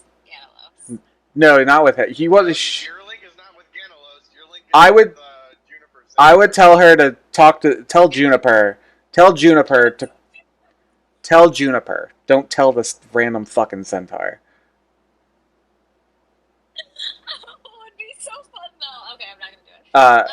I will... To Juniper, I'm gonna relay. Well, look, I want to give very specific instructions. So I want to say, I don't want to freak the herd out. So what I want you to say to Juniper. What was the dragon's name again? Sota. Sota. I want you to tell Juniper to tell Ganalos that Sota is here. Don't panic. We'll take care of it. But just be aware behind you to the left. Yeah, Jasper, I'm gonna take on pieces of that. But I feel like telling people not to panic makes them panic. Well, no, I'm telling that that was context to you, but okay. Be like, hey babe, Juniper. Yeah. Yeah, okay, so how far away from Ganalos are you? I mean, he's like a ways ahead. Like he's definitely like not right next to me. But it's kind of Okay, hard to that's tell when fine. like I have a bunch of horses running around me at like I don't know. That's true, that's true. Can you ride up to him and tell him that Sota is behind us on the left? Can you just do that right now? Sota? Sota. Yeah, don't say it out loud. Only in your head. Only say it out loud to Ganalos. Okay. Yeah, Okay. Soda, a big deal. My little soda pop. So yeah, again, No. so, That's crazy. yeah, Sota again behind us on the left. Okay, should like I tell him? Does he need to like do something with that information, or? He just needs to know, and he needs to know now. Okay. I will do that. Thank you. Girly. Bye, girly pop. Oh my gosh. This is so stupid. Alright. A few seconds go by. I would say about a minute at this point, and I will mention as that minute passes, the ground between the dragon where you are all tracking and the herd continues to shrink. And then you hear in your head, Violet. Yeah, okay, I don't know what any of that means, but apparently it's not very good. He is in a mad panic, and we are all taking off at a full sprint. Just keep running, Juniper. Just keep running, and then I'm gonna relay back. All right, so it's fine, Jasper. They're running, so I think it's time Good. to act now. Goo goo gaga. It's just us. Shoot. It's just us. So then I'm gonna relay whatever formation we're in. 3, 2, 1, go. Nobody's information. Let's turn ourselves around. I guess fly in to where Sota is, and I'm gonna yell, "Ready?" Yeah, we shoot. Is anyone ready? Is anyone ready? Yeah, 3, 2, 1, go. Does everyone have the shit that they're gonna do? Okay. Weapon. Go. Okay. Actually, On the count of quick 3. question. Well before all of this is happening, I'm casting Hunter's Mark on Sona. So, yeah. Does a creature know when Hunter's Mark is cast on it? I don't think so. But I could check. It doesn't say in the spell that they know. I will read the spell to you. You magically mark one creature you can see within range as your quarry until the spell ends. Extra d6. I have advantage on perception and survival checks that I make to find it. And then if it dies, I can move it. It doesn't say It doesn't say that it doesn't know, but it also doesn't say that it does know. What is how far are we from Sota right now? To maintain a distance. That's true. To maintain a distance where you are not obviously seen, I would say I'm just totally arbitrary. I'm trying to think what makes sense. I would say you're at least 120 feet away. Okay, can't do it anyway. Cool. Yeah, so we're just gonna. But the only component is verbal, so if you can just whisper it into your breath, I don't necessarily know why there's any. Yeah, that's my thought. About it. But okay, not if it's far away. Yep. All right. Okay, so on 3, 1. What are we doing on 2. 3? We're just attacking. Attacking. We can't really see. We're attacking it. We're getting a surprise round in. We need to piss it up. We need to piss it off so that it doesn't go eating horses. Okay, 1, 2, 3.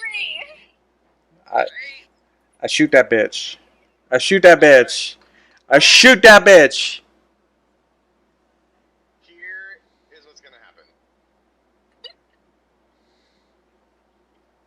I need everyone to roll initiative for me. Alrighty.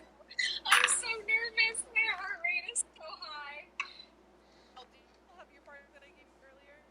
I do. Well, I don't know. How long does it last? A minute? I thought my... I don't know if there's anything special. Also, we went from running away from this dragon, which is literally what our plan was the whole time, to facing it. Well, no, just we're pissing it off so that it doesn't keep running at the fucking centaurs. Whether or not we continue to stand here and fight it is another thing. We're gonna be able to run away?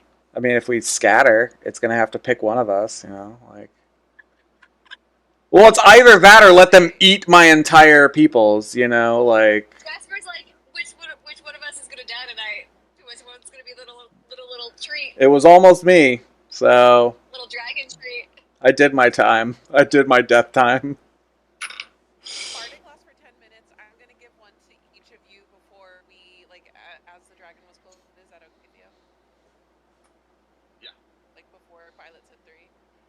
And then if you guys fail it, you get to keep it and roll again. So, Sick. Oh. That's crazy. Sick. So we wait.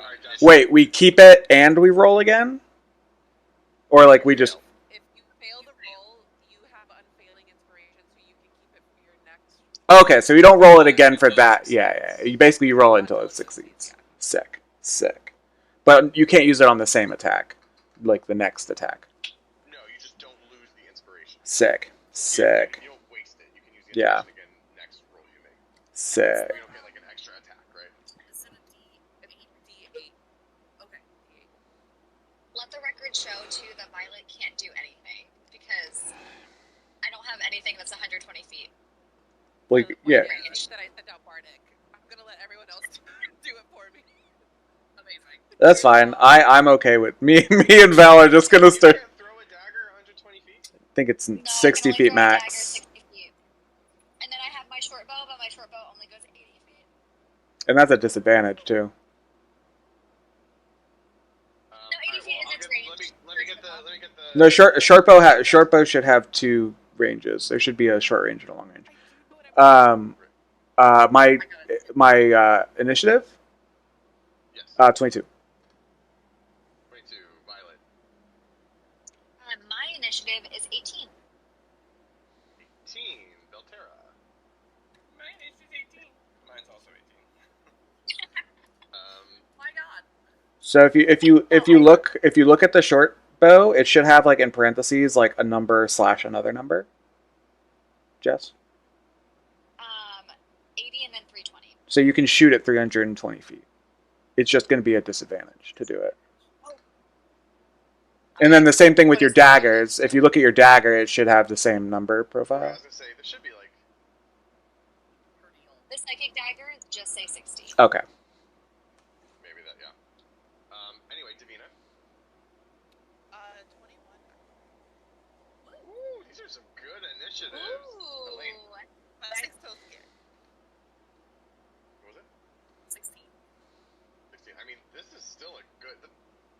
nobody rolled under a 16 for their initiative. Roll good when it matters. So That to also only includes dragon, roll- unfortunately. Fuck this dragon. Hey, bitch! But here's what's gonna happen. You do not get Sorry, I a was reading surprise the round. meme as. Oh, I You do get a haven't. surprise I haven't round, seen but any of these fucking memes. You are all going to go first, and that is the initiative order that we will maintain. So the initiative order will always be the whole group followed by the dragon. Okay. Oh, for the rest of the battle? Ever? Correct. Hell yeah, brother. So, it's pretty good. This dragon runs away and we fight him again. It's still. Yeah! Alright, so what we're going to do is we're going to go ahead and just get those actions going in real time. So Jasper, you start us off. Yep, quick question. Can we... I'm sorry. Okay, sorry. There's more to this.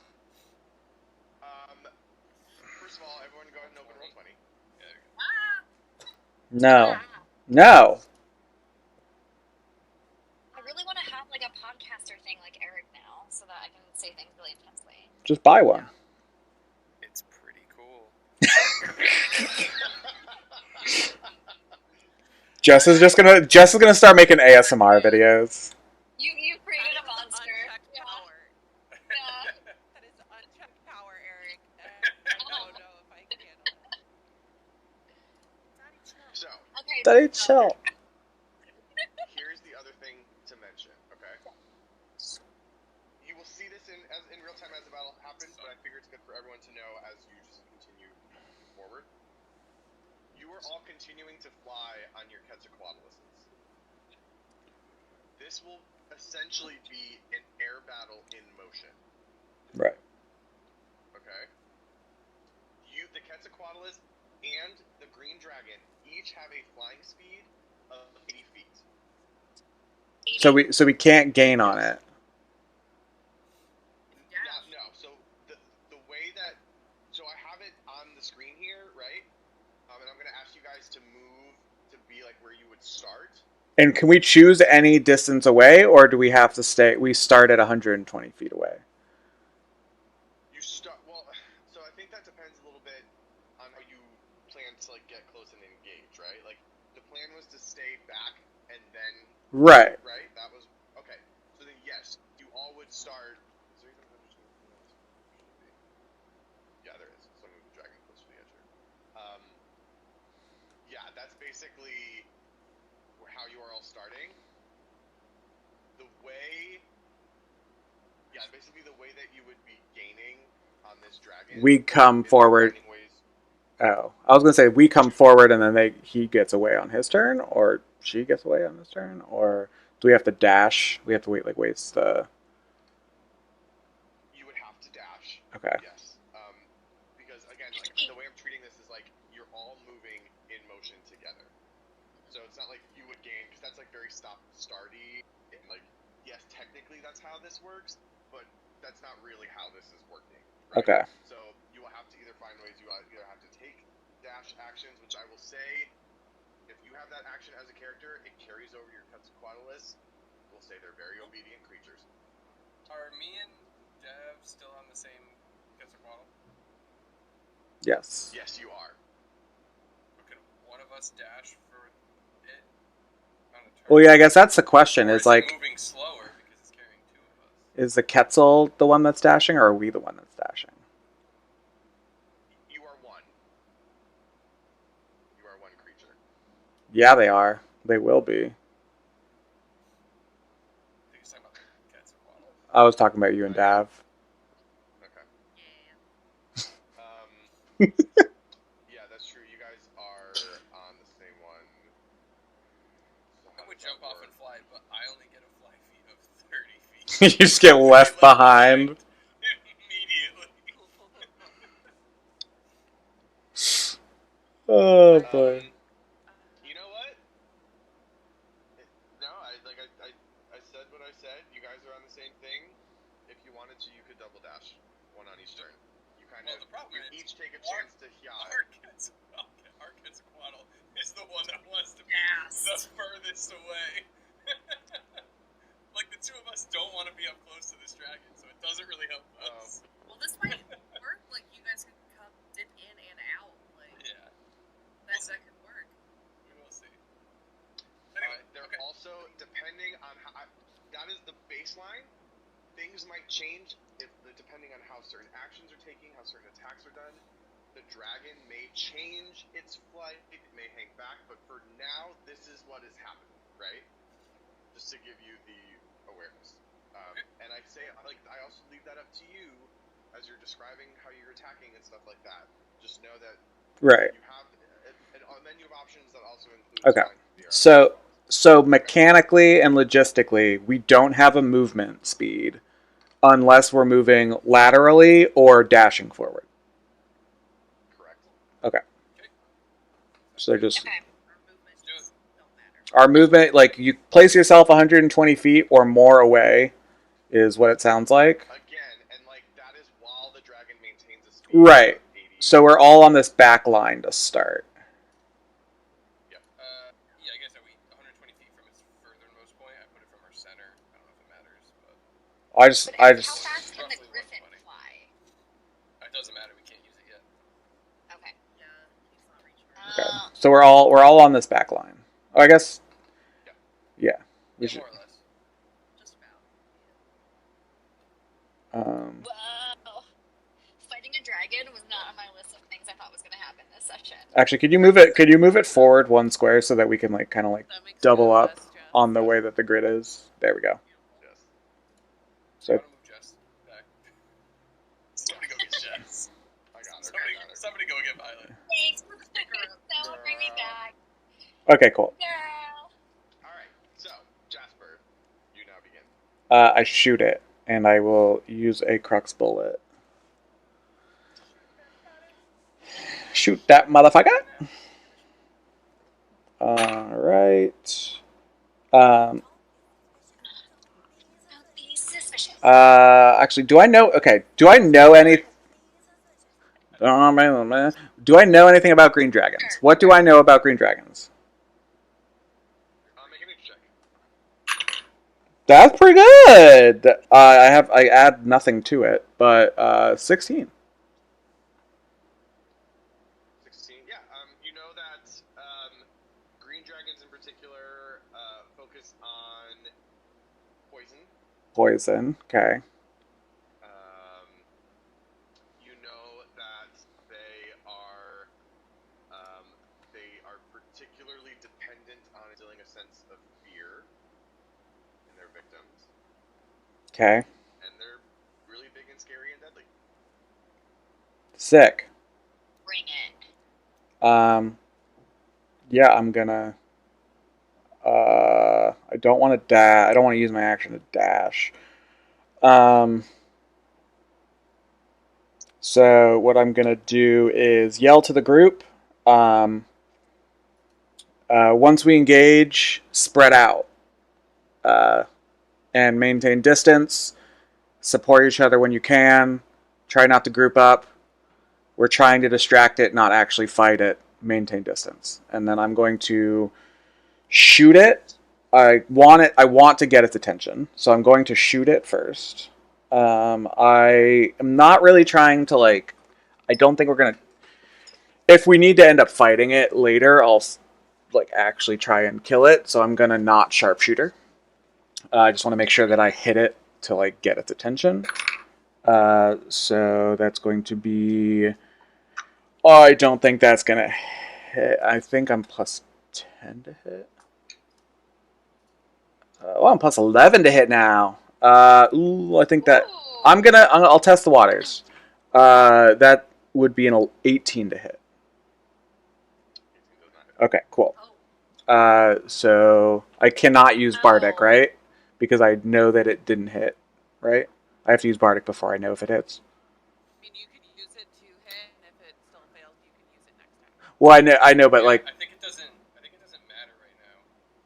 Well, no, sometimes it's worded. yeah, I don't remember how. After you roll the result is red is usually how it's worded. Yes. Right. So. Oh, Yeah, because then if you still fail, I don't know.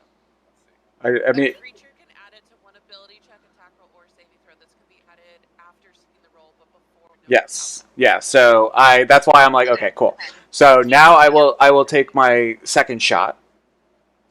And what was it that missed again? An 18 missed. 18. Interesting. Yeah. Yeah. That's really I feel Really? a bit sick. So Yeah, a little numb. A 21. No, sorry, 22. 22 hit. That will still hit. Oh, you didn't even give me the fucking drop. it's too long. It's too loud. Um, That one. 22. So that'll. That's so good. So yeah, I'll do that, and then I do damage. Damage. Oh, a damage. We like damage. 9 plus only 5 now. 9 plus 5 is 14 points of Majok damage.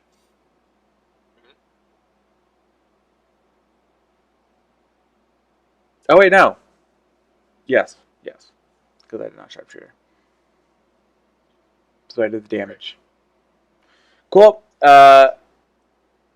I will go ahead and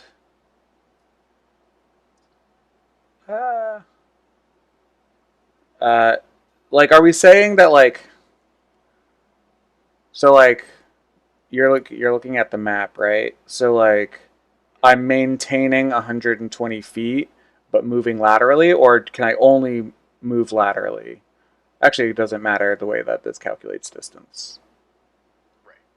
Okay, so yeah. I forgot that they don't do hypotenuse things in Roll20. Nope. So I will just move 30 feet.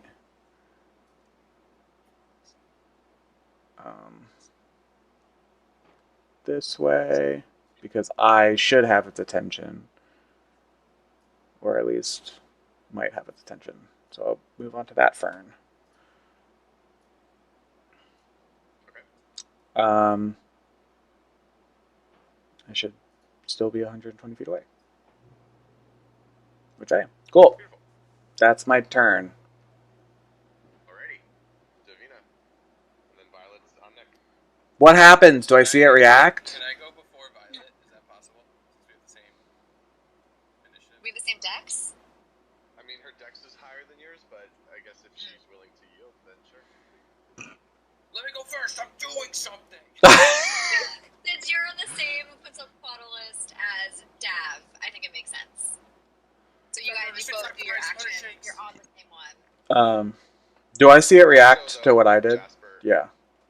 Yeah, so the bullet connects. There is a, like, slight shuffle of the shoulder as it continues its scurry. It doesn't even care. It legit, like, straight up didn't care. Getting sassy with it. With that first hit, not necessarily, no. Okay, so no reaction. Hit him with that shimmy. But has it stopped progressing? No, it's just, it, like, basically just, like, it just kept going. Okay. Death. Okay. Okay, if this hits, I am going to go buy a lotto ticket.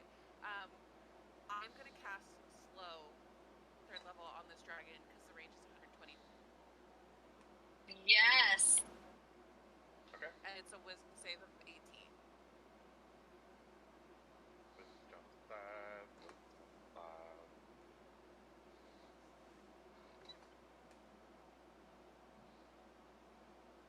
No.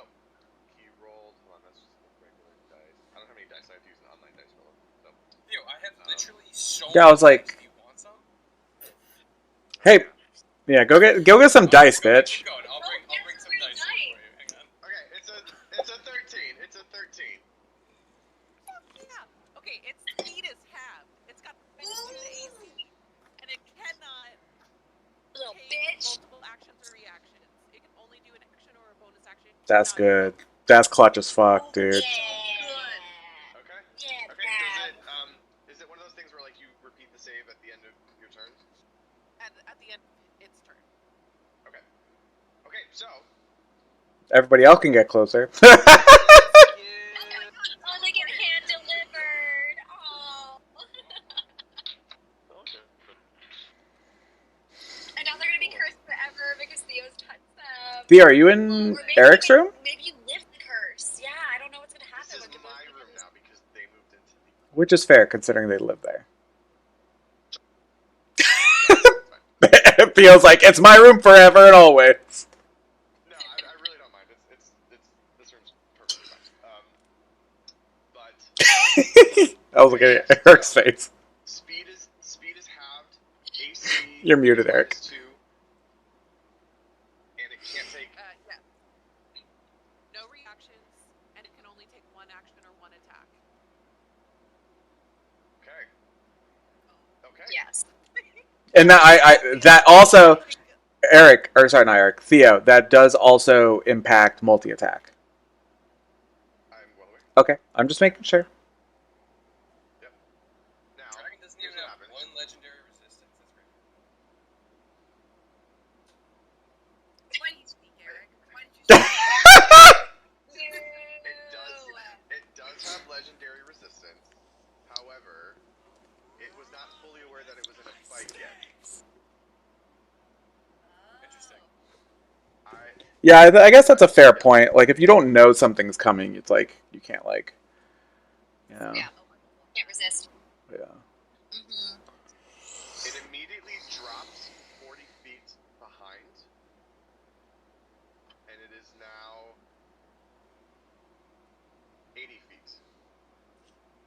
Excellent. Or, yeah. Ish. It's a big creature. You have gained 40 feet. Beautiful. Amazing. All right, and with You're welcome. that, That's one contribution for the day. I'm done. I'm out. I'll see you later. Take a bow. Velterra, go ahead. Alright, well, I don't know if this is going to be as relevant anymore, but I'm going to unleash with 2 Eldritch Blasts here. Just regular. There's no advantage from slow, right? No, it has -2 AC. No, it's got a -2 AC. Oh, that's pretty good. Okay, first one, 17 plus 7 is 24. Well, it's 17 on the die. Yeah, that'll hit now. Hey, thank you for letting us know The that. other one is 15 to hit. 15 does not hit. Okay, so one of them will hit. That is going to be 10 plus 7. It's going to be 8 damage. Lame. Roll a 1. But I am going to pull it 10 feet closer to us. Okay. Oh, amazing. We're not allowed to yell at each other on our turns, right? On not your turn, no. Okay. Okay. And then I'm going to bring me and Dab up this way. Nice. I can't control Dab, but she would force to come with But me. she would love that. She would love that. She would vibe with that so hard. Yeah, I feel like that's like a decent place to be. You know what they say? Couples that slay together stay together. Gotta. I will say that I think. Wait, I could be wrong on this. If we choose to fall back, we could do that, right? Correct. Okay. Not taking movement if it's. Yeah, but there's not really any more. Well, yeah, I was gonna say you could move the dragon 40 feet forward and then move us 40 feet forward. That way, we could actually move ourselves back, if that makes sense, Theo. Like, keep the dragon at the far left, and then we move 40 feet forward, so that if someone wanted to fall back, we could just do that. That might That's work better, honestly. yeah, I think that makes more sense. So should we move everybody? Yeah, so we'll be So just everybody I'm move gonna stay yourself back within here. 80 feet. Yeah, I'm gonna keep us back here, and then you guys can move yourself. right. So this line right here. Can you see my rangefinder? Yeah. Because we were 120 feet, so we should be 80 feet away. No, 70. Because It's 70 Eric's feet, pulled it 10 yeah. feet. Oh, Eric's pulled it 10 feet yes. closer. So That is correct. 70 feet. Yeah, cool. And then I will move myself up to in line with you guys. Look at that! Teamwork! Good boy. Good, because I wanted to yell at you guys to fall back so that the dab slow doesn't get fucking dropped by a dragon claw Yeah. to the face. Mm-hmm. Alright. Violet, and then Elaine. Great. I am going to whip out my short bow, which y'all have not seen me use in a hot minute. And two-handed, I'm going to shoot at the dragon. And now it's within range. Hey, you don't get So disadvantage no now. disadvantage for it. Yeah.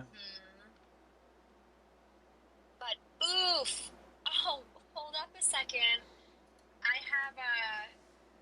have lucky, so I'm gonna re-roll this. Ooh. Aw. 2 nat 20. There we go. God. On this fucking. That is a good use of lucky. Yeah. Yes, it Let's say, I was.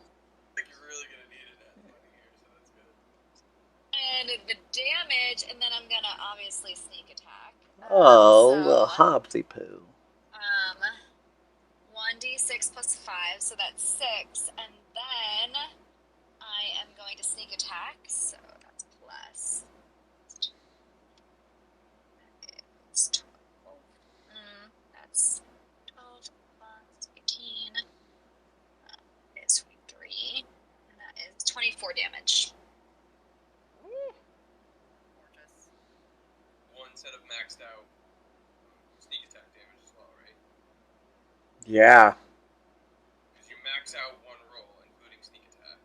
Sneak attack. Oh. Was that? Did you just roll regular dice just there, or did I you? just rolled regular dice. So then Yeah. add your max. So how many d6 is it? Is sneak attack? It's 5. So 30 plus another 8, so another 38 damage. Well, did she? Well, sneak attack I think is she's saying D6. right. So she's saying she rolled all her dice. So just the way tell me if I'm wrong. The way we started, we're rechanging how we do nat 20s. So the way that it would work is whatever your normal dice would be for that attack you make. So let's just say you rolled normal, right? So you rolled and you hit. How many dice would you roll? I would roll 66s. That's what I'm saying. In total? Yeah. Okay, did you roll 66s or did you roll 12 d6s? No, 66s. That's what I'm saying. Okay, so okay. The normal. And then you added that. Yeah. So then another 36. What's a short bow's 8? Short bow's a d8. I think it's a To d8. confirm, it is it's a d6. Okay, so 36 Plus extra 9. damage. I confused myself. So how much more am I adding to this? 60, So 24 60 plus total. 36. 60 total damage. 60 total with a Yep. standard short bow. Yep. Hell yeah, brother. Wait. Did you have sneak attack though? I don't know if you would have had sneak attack there. You didn't have advantage and there's nobody within 5 feet. If the dragon's technically surprised. It's not. We didn't have a surprise round. Yeah. You either have to have advantage on the attack roll Or be hidden. Have an ally within Wait, I 5 thought feet. there was some station for That surprise is if you have rounds. the assassin Oh. or whatever, or subclass. Oh. Yes. The Can I assassin bonus subclass action is. hide? I mean, That's up to the DM. Theo? Because we're surprising them. You did not surprise it, but you were able to alter the initiative order in how you Okay. chose to come at this thing. How are you planning to hide?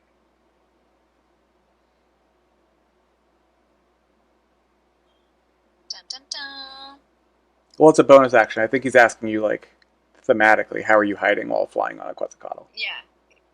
I would say because we just practiced flying through in the low canopy, that's what I would do on the side here. So Okay. flying on the side through the low canopy.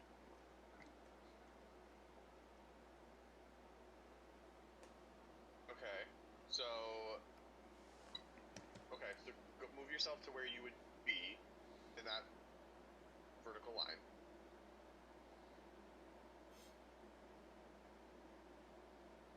Sure. And make a stealth roll.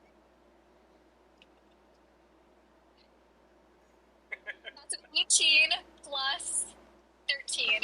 31. So that's Jesus fucking 31. Christ. My goodness. Alright. Fucking rogues, dude. We'll let this sneak attack. It's coming from you, Jasper. Sit down. Alright, so I'm taking another 36 out of what was already taken, correct? Correct. Yes. Okay. Got it? Thank you all for I think we might kill this dragon, you guys. I hope the dragon's mad now. Anything else from you, Violet? Is the dragon mad? Okay, yes, great question. So you hit this thing with an attack. Its shoulder stumbles forward, and it actually kind of like twists over itself for a second and lets out a roar.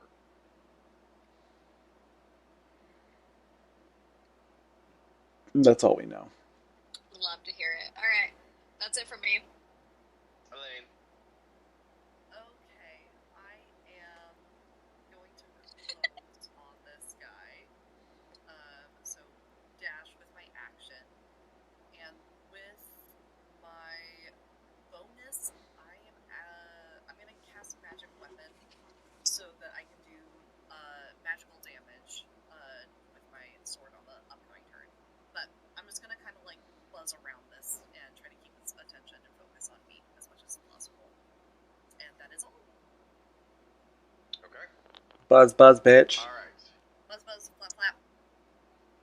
It is going to drop itself back. It's going to slow its speed and actually drop back slightly.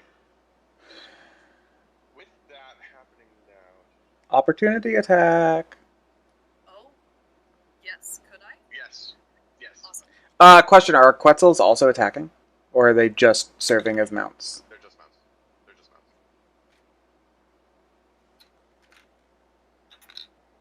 Okay. Now, if I decided to become a hunter and go the way of the Drake Warden, would my Quetzal become a... 23 to hit. Maybe. 23 does hit, yes. Maybe. Okay, sweet. Okay, and so that is... I just saw the fucking meme. The Naruto run. The meme is so good. Because the flavor of it is Violet flying with her Quetzalcoatlus into the It so is. forest. And then you guys all just hear the dragon roar. You don't see anything. Okay, it's 13 slashing damage. That is magical now.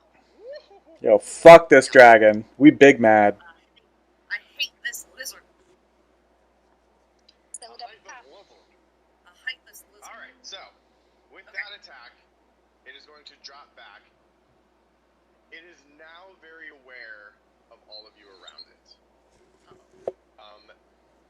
This is not an action, this is just a feature. It is now choosing.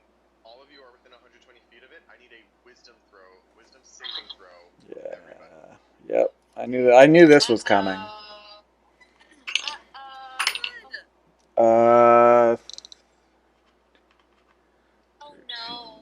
Can I re-roll? Hold up. Oh, I don't know.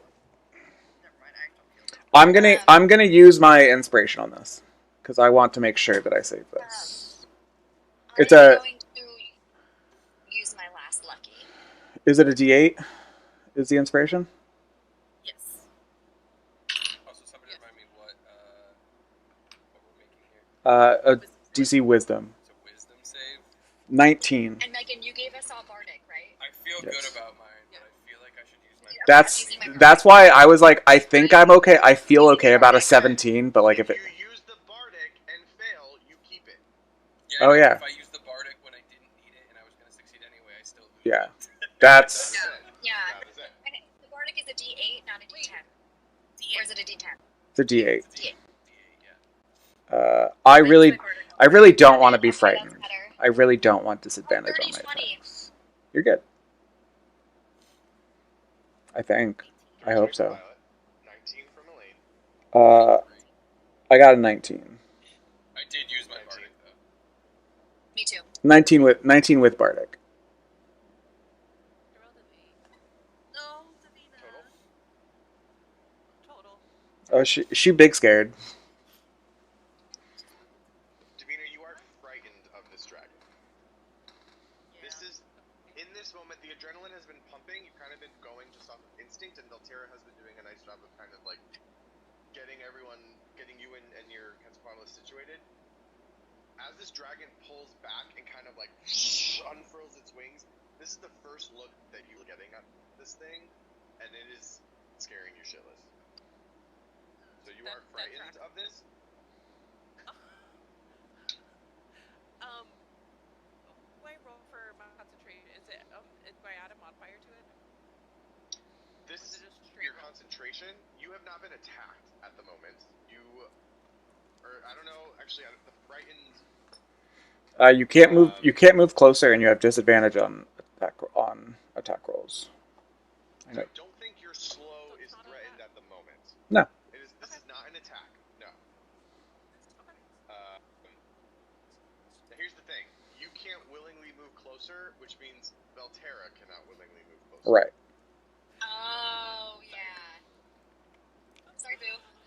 Interesting. Well, okay. I'll make an argument. The twice two on a Ketzel giveth and it taketh away. Here's my argument. My argument for the DM to ponder. She is not willingly moving closer. He is. She is being forced to move. Oh. That is forced move. I guess the question. That is forced movement. That is forced movement, sir. Exactly. Your priorities lie. Well, yeah, that's an RP thing. Correct. You are correct. I am convinced that is absolutely correct. Davina, you cannot guide Quetzalcoatlus towards this dragon. If Velterra does, ooh, where'd that go to side? And also, what will you do to Velterra if he does? Just gonna smack him in the back of the head? The problem I have right now is I don't know that she's frightened unless she says something. Correct. I don't know if you make a noise. She just lets out a blood-curdling scream. Ah! Because I'm not looking at her. She's behind me, so I can't see her. I'm behind him. So what do you do when you're frightened? I don't think I say anything. Davina's not the one to shriek. She's a freezer. Yeah, she's a freezer. So Okay. yeah, I think the only indication that you've got is just holds on a little tighter. That's it.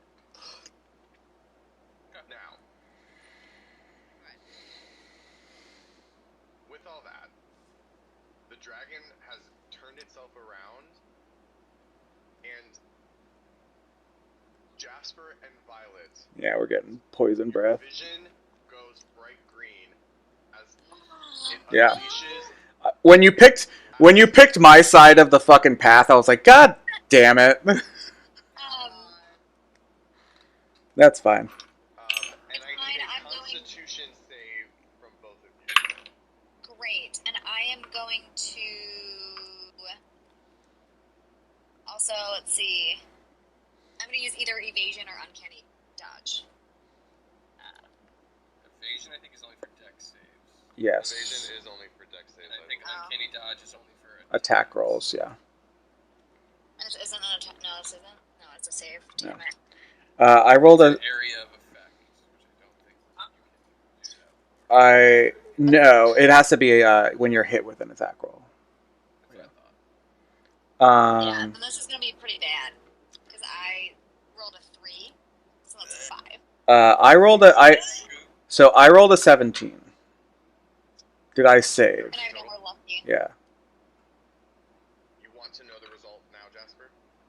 Yes, because I can use Indomitable, which is when I fail a saving throw, I can re-roll a saving throw. You both fail. Okay, I will re-roll the saving throw. Well, I'm not surprised. I award you 4 points. Yes, that is a 12 on the die, plus 7 is 19. That will save. Cool. Guys, it's 18 or 19. It's one of those. Jasper, Wait, did it... Oh, sorry.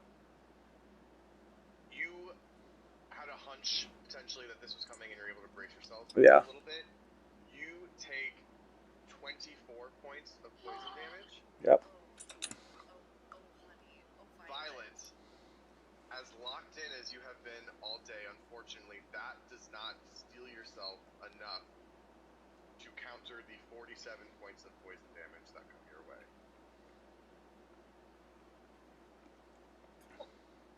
That sucks. Oh, Oh, God. Yeah. Are you dead? Are you down? It's my turn now, right? I'm so Not close. just yet. going to attempt the wisdom saving throw. Oh, right. Slow, Yep. right? Yep, wisdom save. And that is... It's a 17 on the die. So that's going to be... It could be dumb. So it's going to be a 24. Can I request silvery bars on that throw? Sure. Yeah. At least make it use a legendary save. Yeah. Yeah. That is much worse. That is a 4 on the die for a total of Yep. 11. Yep. Here comes the legendary save. Now, it is going to use its legendary resistance. Yeah. We got one turn. But We got the legendary one, that's resistance pretty hasn't good. burnt. We Now, got I believe one you also turn get in, to and give I- advantage to someone, right? Hmm. Yeah.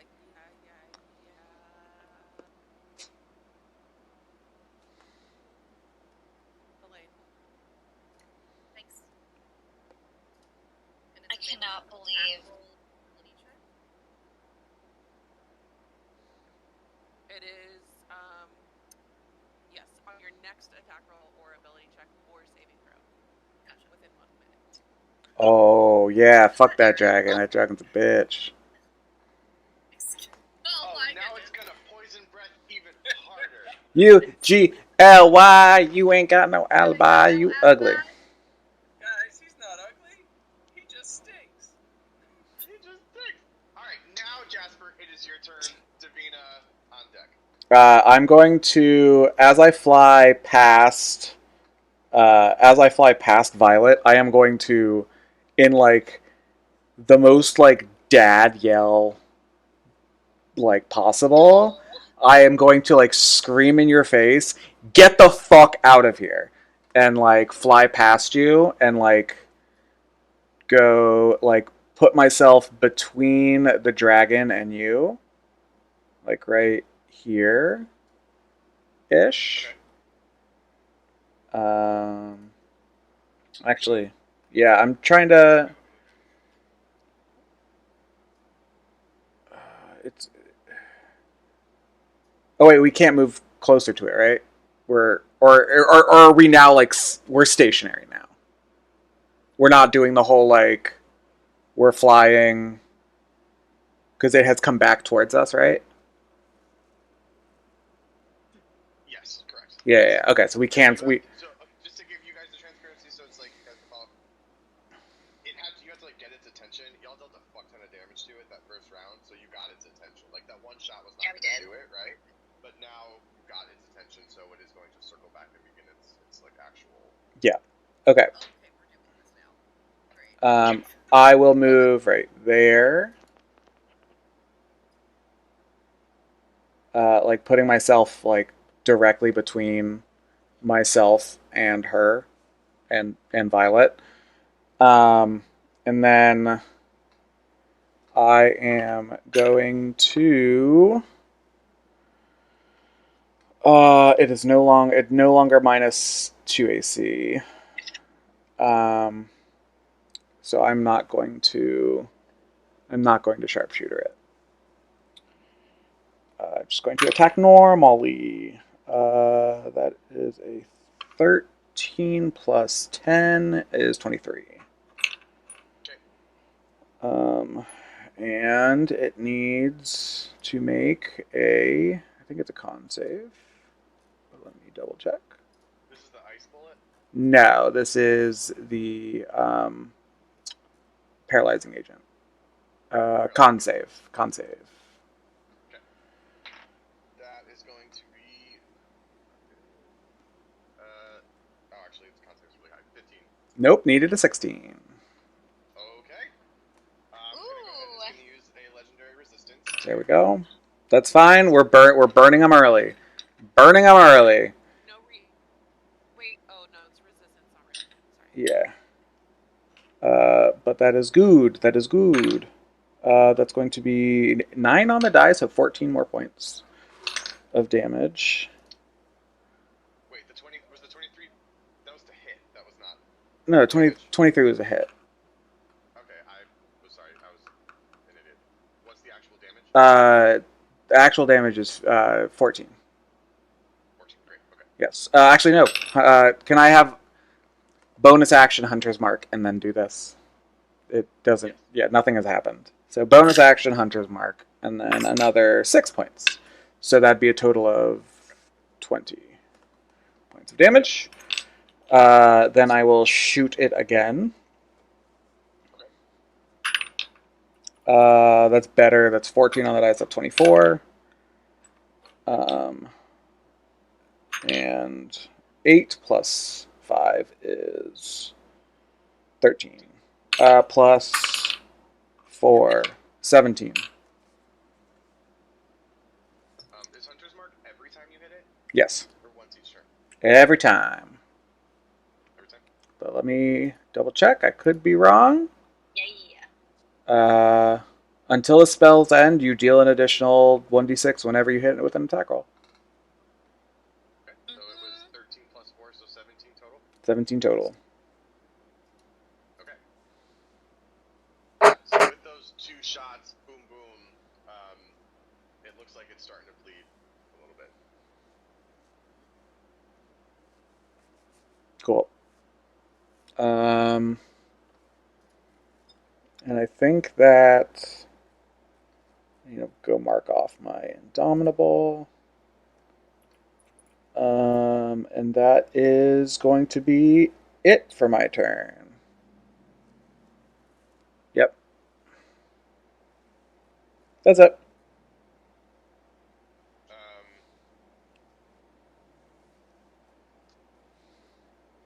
Okay.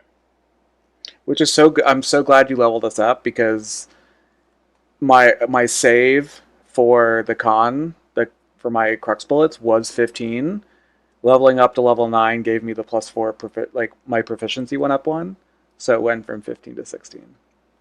So that was exactly what I needed. Mm-hmm. Ya bitch. Very nice. Ya bitch. Also, if we hadn't leveled up, I would be unconscious right now. Oh my.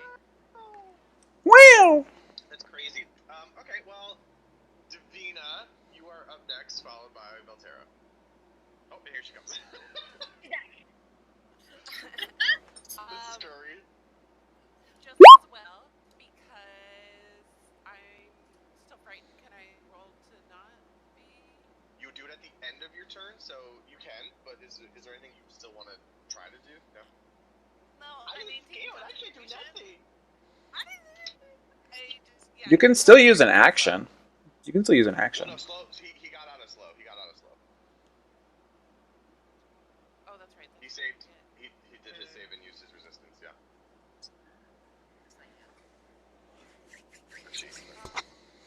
Yeah, way to misgender your own dragon, dude.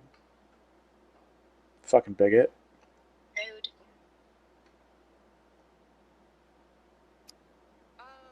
Can I throw slow at him again? Yeah. No reason you can't. Unless you're outside of 120 feet. No, she should be inside. You're good. And it's not like advantage or disadvantage, so Brighton shouldn't. Nope. No? Yeah, just wasn't safe.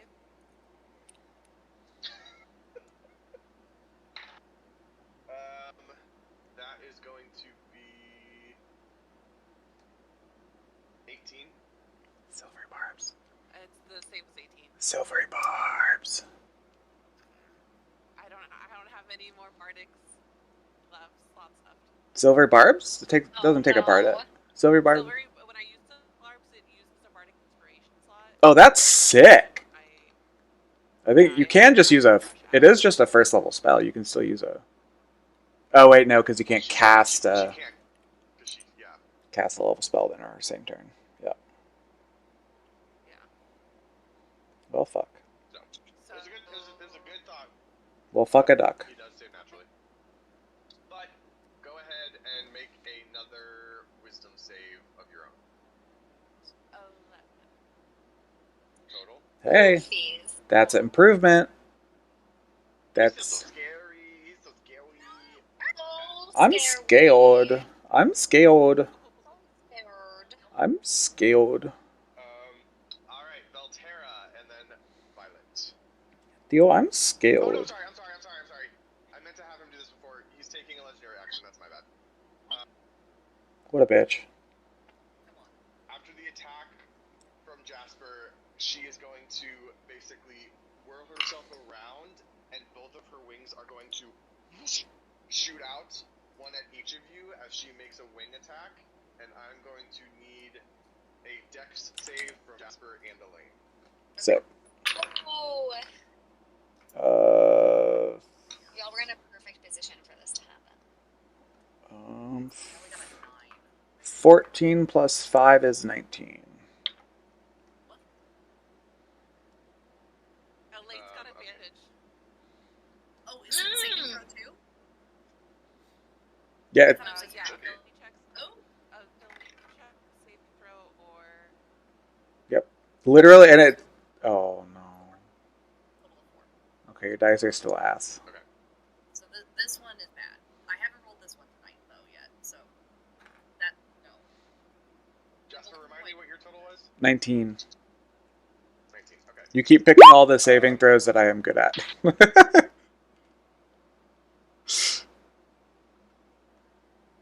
So Jasper, you take only 7 points of bludgeoning damage as the wing kind of bumps your shoulder as you maneuver Poppy just outside of the reach. Poppy! Elaine, Yeah. how high up in the air are you? What was the canopy level?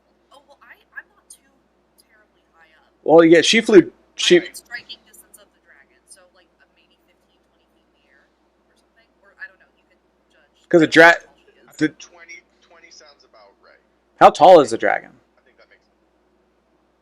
It's tall, but for a while there, it was crouched to the ground to just sneak, just push it through the brush. Okay, yeah. But I'll be totally honest. I don't know how tall a dragon is. I know how I big don't know. it is You this way. think of them as long, I don't know how big it is this way. Just think it's a cube. So then it'd be 15 feet tall. Yeah, 15, 20 is then about where she Yeah. So. Okay. Unfortunately, Elaine, It's fine. the wing collides with you. You take 15 points of bludgeoning damage. Okay. That's nothing. From the wing. And then knocked prone. Not expecting the attack, the wing knocks you off of your Quetzalcoatlus. Yeah. And you plummet 20 feet to the ground, where you take an additional 4 points of bludgeoning damage. Okay. Alright. Am I prone now? You are prone. Okay. So now, yes, you are prone. Gotcha. Anything else? No, just kidding. It was his. Never mind. It was his legendary action. I take it back. Yep. So no, I was no, like, no, excuse me? Done. Oh, but it says fly up to half of the flight. Get Elaine. She is going to fly. You'll be fine. Okay. You're how far away from me? Always. Oof. Are you gonna disobey your kind of surrogate father? Actually, no. She'll just stay there. When you're at 4 HP? Well, how close was I? I saw my friend go down. How close was I? How close was I? I'm okay. How close was I to your actual HP total? What? I said you're at. I said you're at 4 HP. How close was I to the actual number? Oh, you're close. So, anyway, sorry. Elaine, the other thing I forgot to mention, here's the thing. You are prone. You have also now stopped moving. Yes. You are going to be falling behind the rest of the group as the turns progress. If you sort of maintain your movement. Okay. Does the Quetzal flee? It does not. Okay. Let's see. So, just giving you the heads up of the situation. Okay. Alright, Belterra, you are up. Violet, you are next. Okay.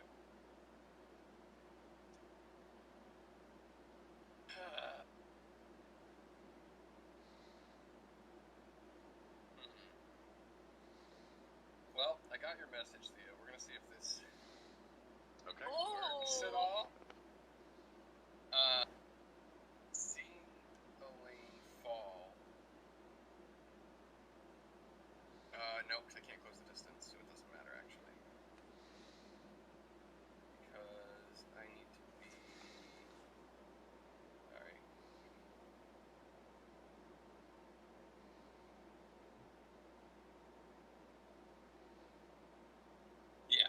actually. I can't reach it, so that doesn't matter.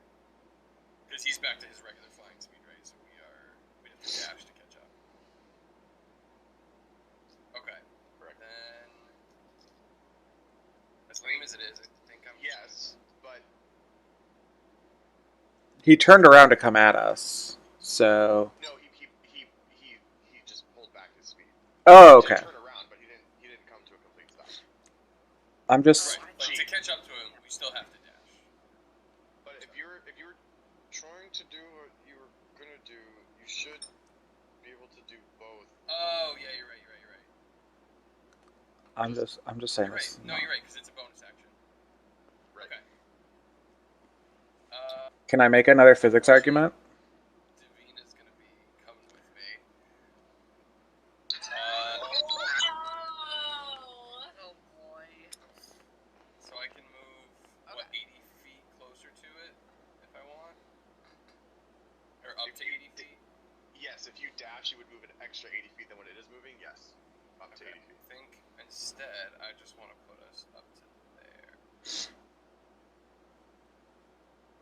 I think there. Yeah, okay. So I'm dragging us up to there. Actually, I probably have to go more like there, because I want to do this. Nope, gotta go one more. Okay. Seeing Elaine fall and start to fall behind, in a moment of panic or instinct, drawing on something I've seen before, I'm going to push the Quetzalcoatl forward, and I'm going to reach out my hand, and above, or right in front of the dragon as it's flying forward, you're going to see a tear in the quintessence as a rift opens up right in front of it. And immediately next to Elaine, you're going to see another rift open up in front of her, connecting them together. Well, not right in front, but like a certain, like a reasonable distance. So like it's not going to like, you know, hit her or anything like that, but it's going to open up right next to her. Sick. And I'm just going to see what happens. It's only 5 feet. Whoa. The rift opens up in front of Sota, who at this point has her back to it, correct? Based on how you positioned it? Is that... No, well, one of them is in front of Sota. Which direction is she flying? I mean, she has her back to her, but she's still, like, gliding She's this moving way. backwards, essentially. Yeah. Oh, Then yeah, it's gonna be right. It's gonna be like right there. guy, we get to see. She like turned her neck around to... Okay. We get to see how right we get to see how Theo handles the immovable rod argument of D&D. Yes. Yeah. Hold on. I have a triple up. Well, Oh, boy. a 5-foot tube of the dragon. Right. This is so hard to figure out. I did try to text you ahead of time. I tried to give you fair warning. Oh. I can see it in my head that just like a vaporized 5-foot meat tube of dragon comes out the other side, and then the rest of the dragon just. Ew. So, I mean, she's not moving at supersonic speed. Yeah, exactly. But how cool would that'd be a good movie. That'd be a good movie scene. Gross. So I think this is about where I'm putting them, with this rift facing this way, and this rift facing the dragon here. If I'm kind of reading all that correctly. Yes, I think I understand.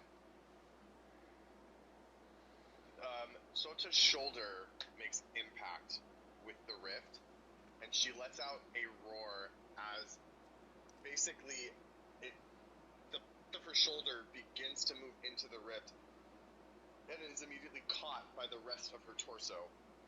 It slices into her as she comes to a full and complete stop from the impact with the rift.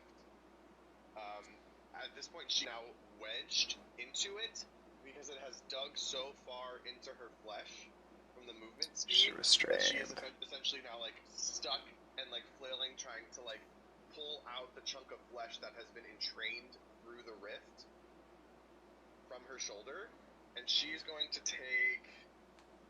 Yeah. I didn't know this would generate damage. How would it not? Yeah, you're stripping like it's literally like it's entrainment is what it is. Yeah, This is the point I said. It's nice. it's like a lasso. Say she takes the right one. You garrot to be kidding me. Get it? Because it's a garrot kind of situation. Oh shit. Okay. Eric's like, well, She's gonna take 26 points of slashing damage. fuck that bitch. Yeah. Damn. And she has stopped moving. I'm gonna also speed bring because- ours to a stop if I can, so we don't like overshoot. Yes, you can. Okay. Alright. That's it for me. Okay. All right. No, I'm sorry. Violet? That's it. Yeah, so how does that feel, Davina? Your boo just pulled you close to this thing that you're really scared of, Yeah. and then he just rift Oh, no. walked right in front of you. You know, it feels like a roller coaster. You know, you get to the top and you start screaming, and then you're like, no, this is actually pretty fun. This is pretty cool. Just like hanging on to him with your head tucked into his back, like not watching. It's like reading one of like the. Kill you! It's like reading one of like the dark. It's like reading one of the dark smut books. It's like I know that this is unsafe, but like for some reason it feels safe. You know. I don't like the comparison, if I'm being honest. So I yeah, like the roller coaster better. let's I like skip over that one. roller coaster better. I like that. So Eric, are you within 5 feet? Is Vel within 5 feet of the dragon? No. Not at the moment, no. He pulled back and stopped. Yeah, Go ahead, no, go ahead. That's correct. I was gonna say, You- no, because I put it 10 feet away from Elaine. That was stupid. But technically, It's bad. if the rift Jasper- was there, then they would be. But it's not. Jasper is technically, if I'm going by how the squares work, Jasper is 5 feet from the dragon. Oh, Jasper, that's what I thought that was Vel. Okay. Yeah, no, I specifically put myself in combat with the dragon so that you could attack and then run the fuck away. It's as if I planned this. Chef's kiss. So Violet she's rough, y'all. Like she just got hit with a shit ton of poison spray. It's dripping off of her. Maybe it's a little corrosive as well. But seeing that Jasper is next to the dragon and that it's being pulled into a rift, she's gonna strike, and I think she's within 60 feet. Where's She the might thing? be. Oh yeah. Yes, 45 okay, so I'm gonna summon one of my psychic daggers in a hand, and I'm chucking it at this dragon that's struggling as it's stuck in the rift. Tucked. And that is terrible. Okay. So that, well, let's see, let's play it out. That is a... Dun, dun, dun. Only a +9, yeah, that's a 16 to hit, which doesn't hit. No. No. No. So with my offhand, I'm going to summon another one and chuck it. And that is a 20 to hit. Yeah. Yeah! Okay, so then it's a 1d4 instead of it being 1d6, and that's fine. No proficiencies, and then I'm going to sneak attack. So that's 2 plus... 5, 6,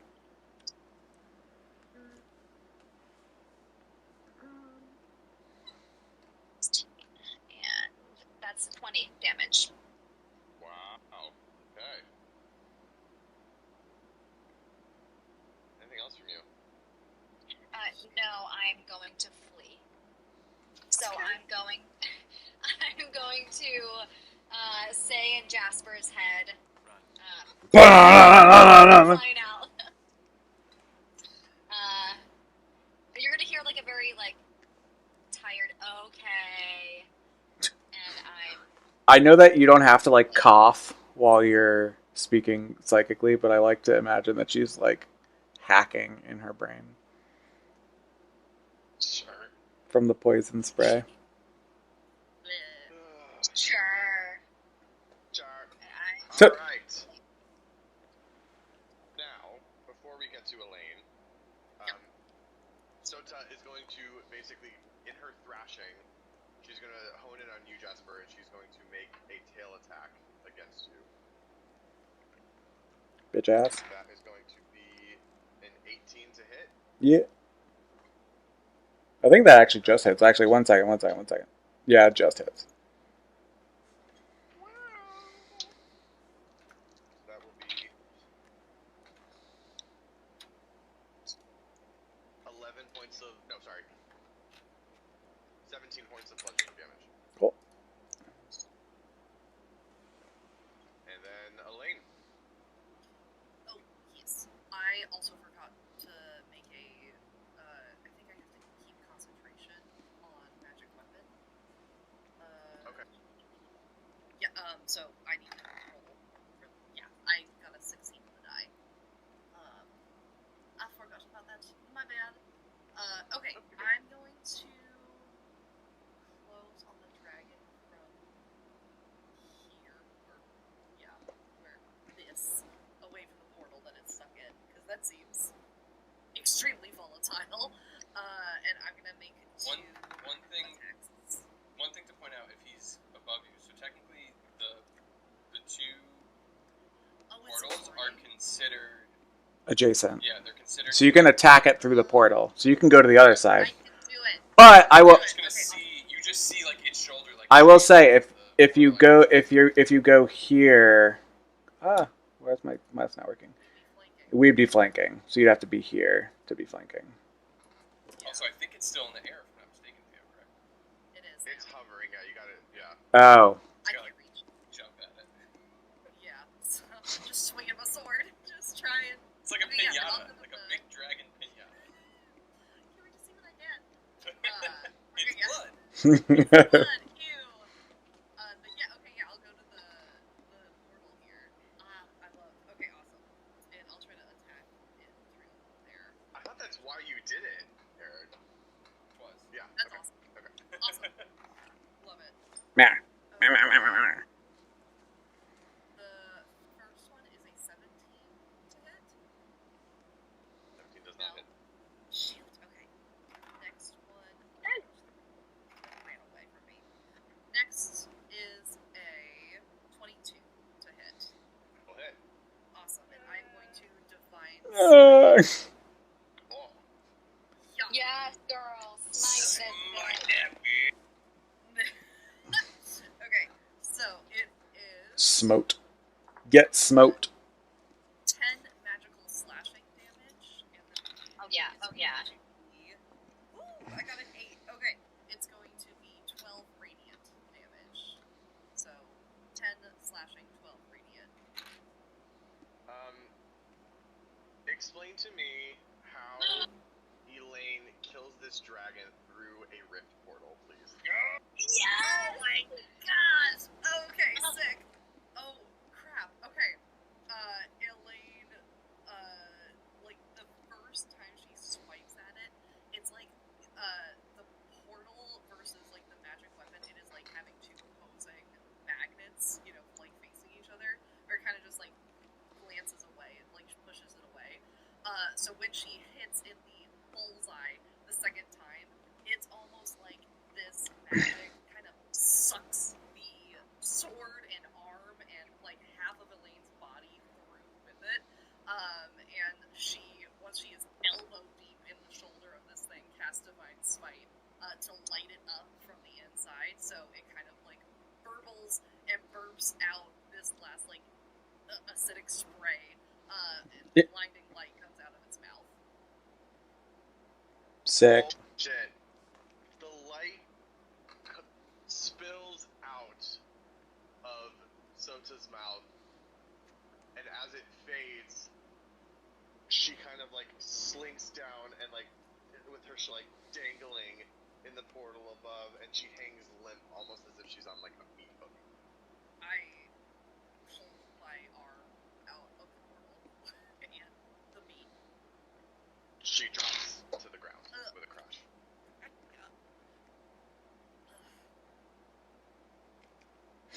And with that, Cool. combat. I want to fly down, and I'll call Elaine over and say, I figured it'd be a nice gesture to the centaurs for helping my people if I, bring them the head of what drove them out of their homeland 30 years ago. Can you help me out? Sure. She'll roll up her sleeve and I'll Roll for decapitation. yeah. Can I decapitate the dragon? How do you know the memes to pull from? Like, how do you just have it at Wait. your disposal all the fucking time? Oh my god. Elaine wants to give me so dirty, Eric. I know, I'm so sorry. Yeah, come on. You know I roll crap. You know this about me. I'm sorry. No, it was so perfect. Oh my god. So while she's chopping the head off, Yes. I want to do what I did to the other dragon. Okay. And start trying to collect, like, I just want to, like, chop off its claws, and try and get some scales. So here's the thing. It's up to you. It's your whatever you want to do. That will take time. It took time last time. That is not something you just quickly detach from a dragon. Yeah, I'm just saying, however long you tell me how much I get, however long it takes her to chop the head off, that's how much time I want to take just collecting parts. Okay, sure, yeah. I'll say you get, the claws can come off. You can kind of, like, chop off the toes if you want. I'll say you're able to get each of them, so you can It's get, like 4 dragon claws. Yeah. Cool. Yep, that's cool with me. Yes. Filter. So, can you real quick, so I understand how certain things work, can you explain what happened when it died? Because it was kind of stuck in the air in this rift, right? What happened when it died? Did it fall to the ground? Did it fall out of it? It fell out of the rift, yeah. It Okay. basically, like, once all its muscles went slack and everything, it, like, sluiced itself out. Yeah. Understood? What a good word. Sluice. So where Nice. Cool. Once Elaine has finished decapitating said dragon, I'm going to tie it to my Quetzal, and I will whistle for Elaine's Quetzal. Like, I'll make whatever the call is. I'm not good at sound effects, but I'll make whatever the... That's fine. Discord doesn't pick it up anyway. That's actually a very good point. Yep. So it comes whistling around. After you've gotten knocked off, it had kind of like flung itself up into the branches where it landed for a second, trying to take stock. Hearing the whistle and reorienting itself, it comes right back down and lands right next to it. I'll give it like a little pad on its neck thing, the giant neck. It's all neck. It's all neck. Pretty much. Yeah. Alright. You're back on. You are all back on your Quetzalcoatlus at this point. I like to think it's dramatic. Like, I have it, like, tied so that, like, when we're flying, the dragon head is just, like, it's, like, in the air, like, hanging, yeah, swinging behind us, so that when we come back to the centaurs, they, like, the grandiose nature of what we have done is not lost on them. And once we're in, I would say, a mile radius, I think I relayed that there's no more danger, so that they stop sprinting away from us. Sure. You're communicating that to Juniper? Yeah. Yep. Okay, yeah. So basically what happened is you guys are making your way back down the path towards the direction that the centaurs have been going down. You're whipping at this point, like you are flying as fast as you can to catch up. And you kind of keep testing it by reaching out, seeing if you can get a hold of her. Eventually you do get a hold of her, you relay the information. She kind of gives you like, yep, I'll go tell him. And then you can see the commotion up ahead, eventually you do see the group, and you can tell that they have slowed enough that you are now making quick rounds to catch up with them. Until eventually while you we're- are... I was going to say, while we're catching up with them, Violet, did you get healed at all? No. I will do a 4th level healing word on you. So that's 44 plus 5. Ooh.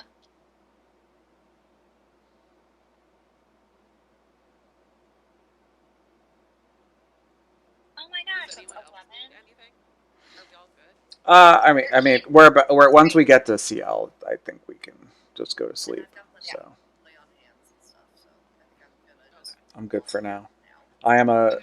I am a sack of hit points right now. Once I get to level 12, Theo, you're not ready. You're not ready for me taking tough. Now I have 21 instead of 8, so that was fantastic, Dav. That is very nice. Something to get you to bed. Mm-hmm.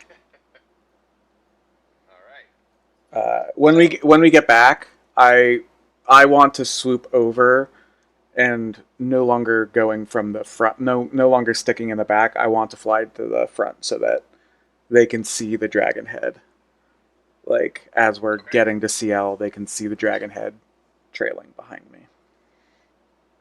Yes, so you pull forward ahead, you peek down as you come past, and you see that Ganelos kind of like sees something, so he like looks up and then he does a double take and sees the head, and you see him kind of like stare and narrow his eyes, and then he sort of just like looks forward and picks up speed again, but there is like strength in his strides. What a stoic man. And he lets out basically like a Star battle cry that echoes and sort of bounces its way down the entire caravan as the sprint continues unabated. Violet Stronger. joins in. Hell yeah. Yeah. No, didn't pick it up, and I'm glad it didn't. So, but I saw it and I heard it in my head. The sprint continues for a few more hours at this point. It is nearing the end of the day. The sun is beginning to set. You all are making your way closer and closer and closer. You notice that as the sun is setting and it becomes twilight, there is still a large light that is coming from farther down the trail, enough that it sort of like continues to illuminate different parts of the jungle. You get closer and closer and closer. Jasper, you would know exactly what this is. Sun This Aegis? is the solar Aegis. Yeah.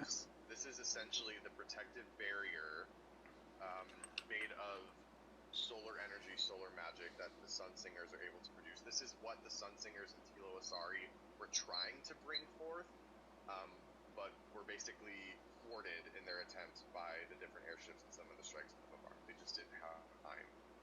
Clearly, word has gotten to Ciela to get this process started, post haste, and they were successful in raising the Aegis. And so, as you ride forward, a different elf in the retinue kind of calls out a spell. This is clearly another Sun Singer that grants you all passage, and you make your way through the barrier of the Aegis. And as you pass through, you can feel. For a split second as you pass through, you know that feeling on like a really hot summer day, you're just lying on your back in the grass and there's that warmth that comes down from the sun. You feel that as you pass through. It's a warmth that just passes through every cell in your body, and as you come through on the other side, that warmth kind of stays with you a little bit, and any chill that you had had driving through the cold air in the sky, etc., is washed away as you once again enter the elven port city of Sia. And do I know like how this works? Is it like a selective membrane, or is it like a high velocity membrane, like a la like Dune shields? It's a little bit of both, which is why the Sun Singer had to basically cast something that allowed you passage through. That is what they were able to do to bring you through. Okay. There is still some other selected pieces in the sense that like the elves are not going to let all animals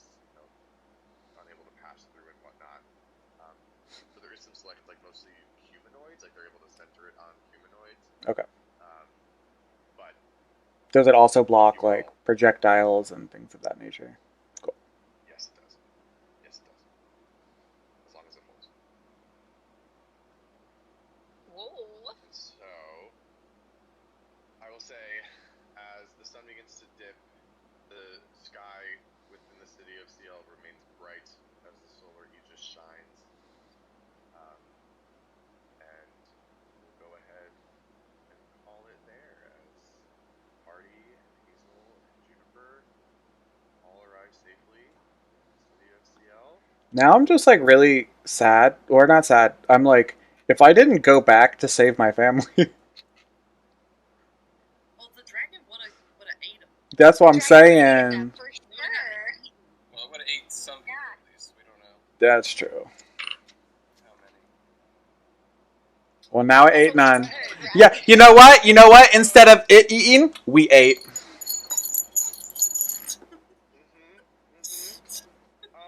Hey, thanks for watching. Thanks for joining us. We only have 2 more sessions left of 2025, Oh my which god. is What? crazy. But we promise to make sure we bring the story to a head in a good place that'll get you excited to join us again in the new year. But until then, thanks for watching. Thanks for pulling seat at Thanks our for joining table, us. and we'll see you later. Bye.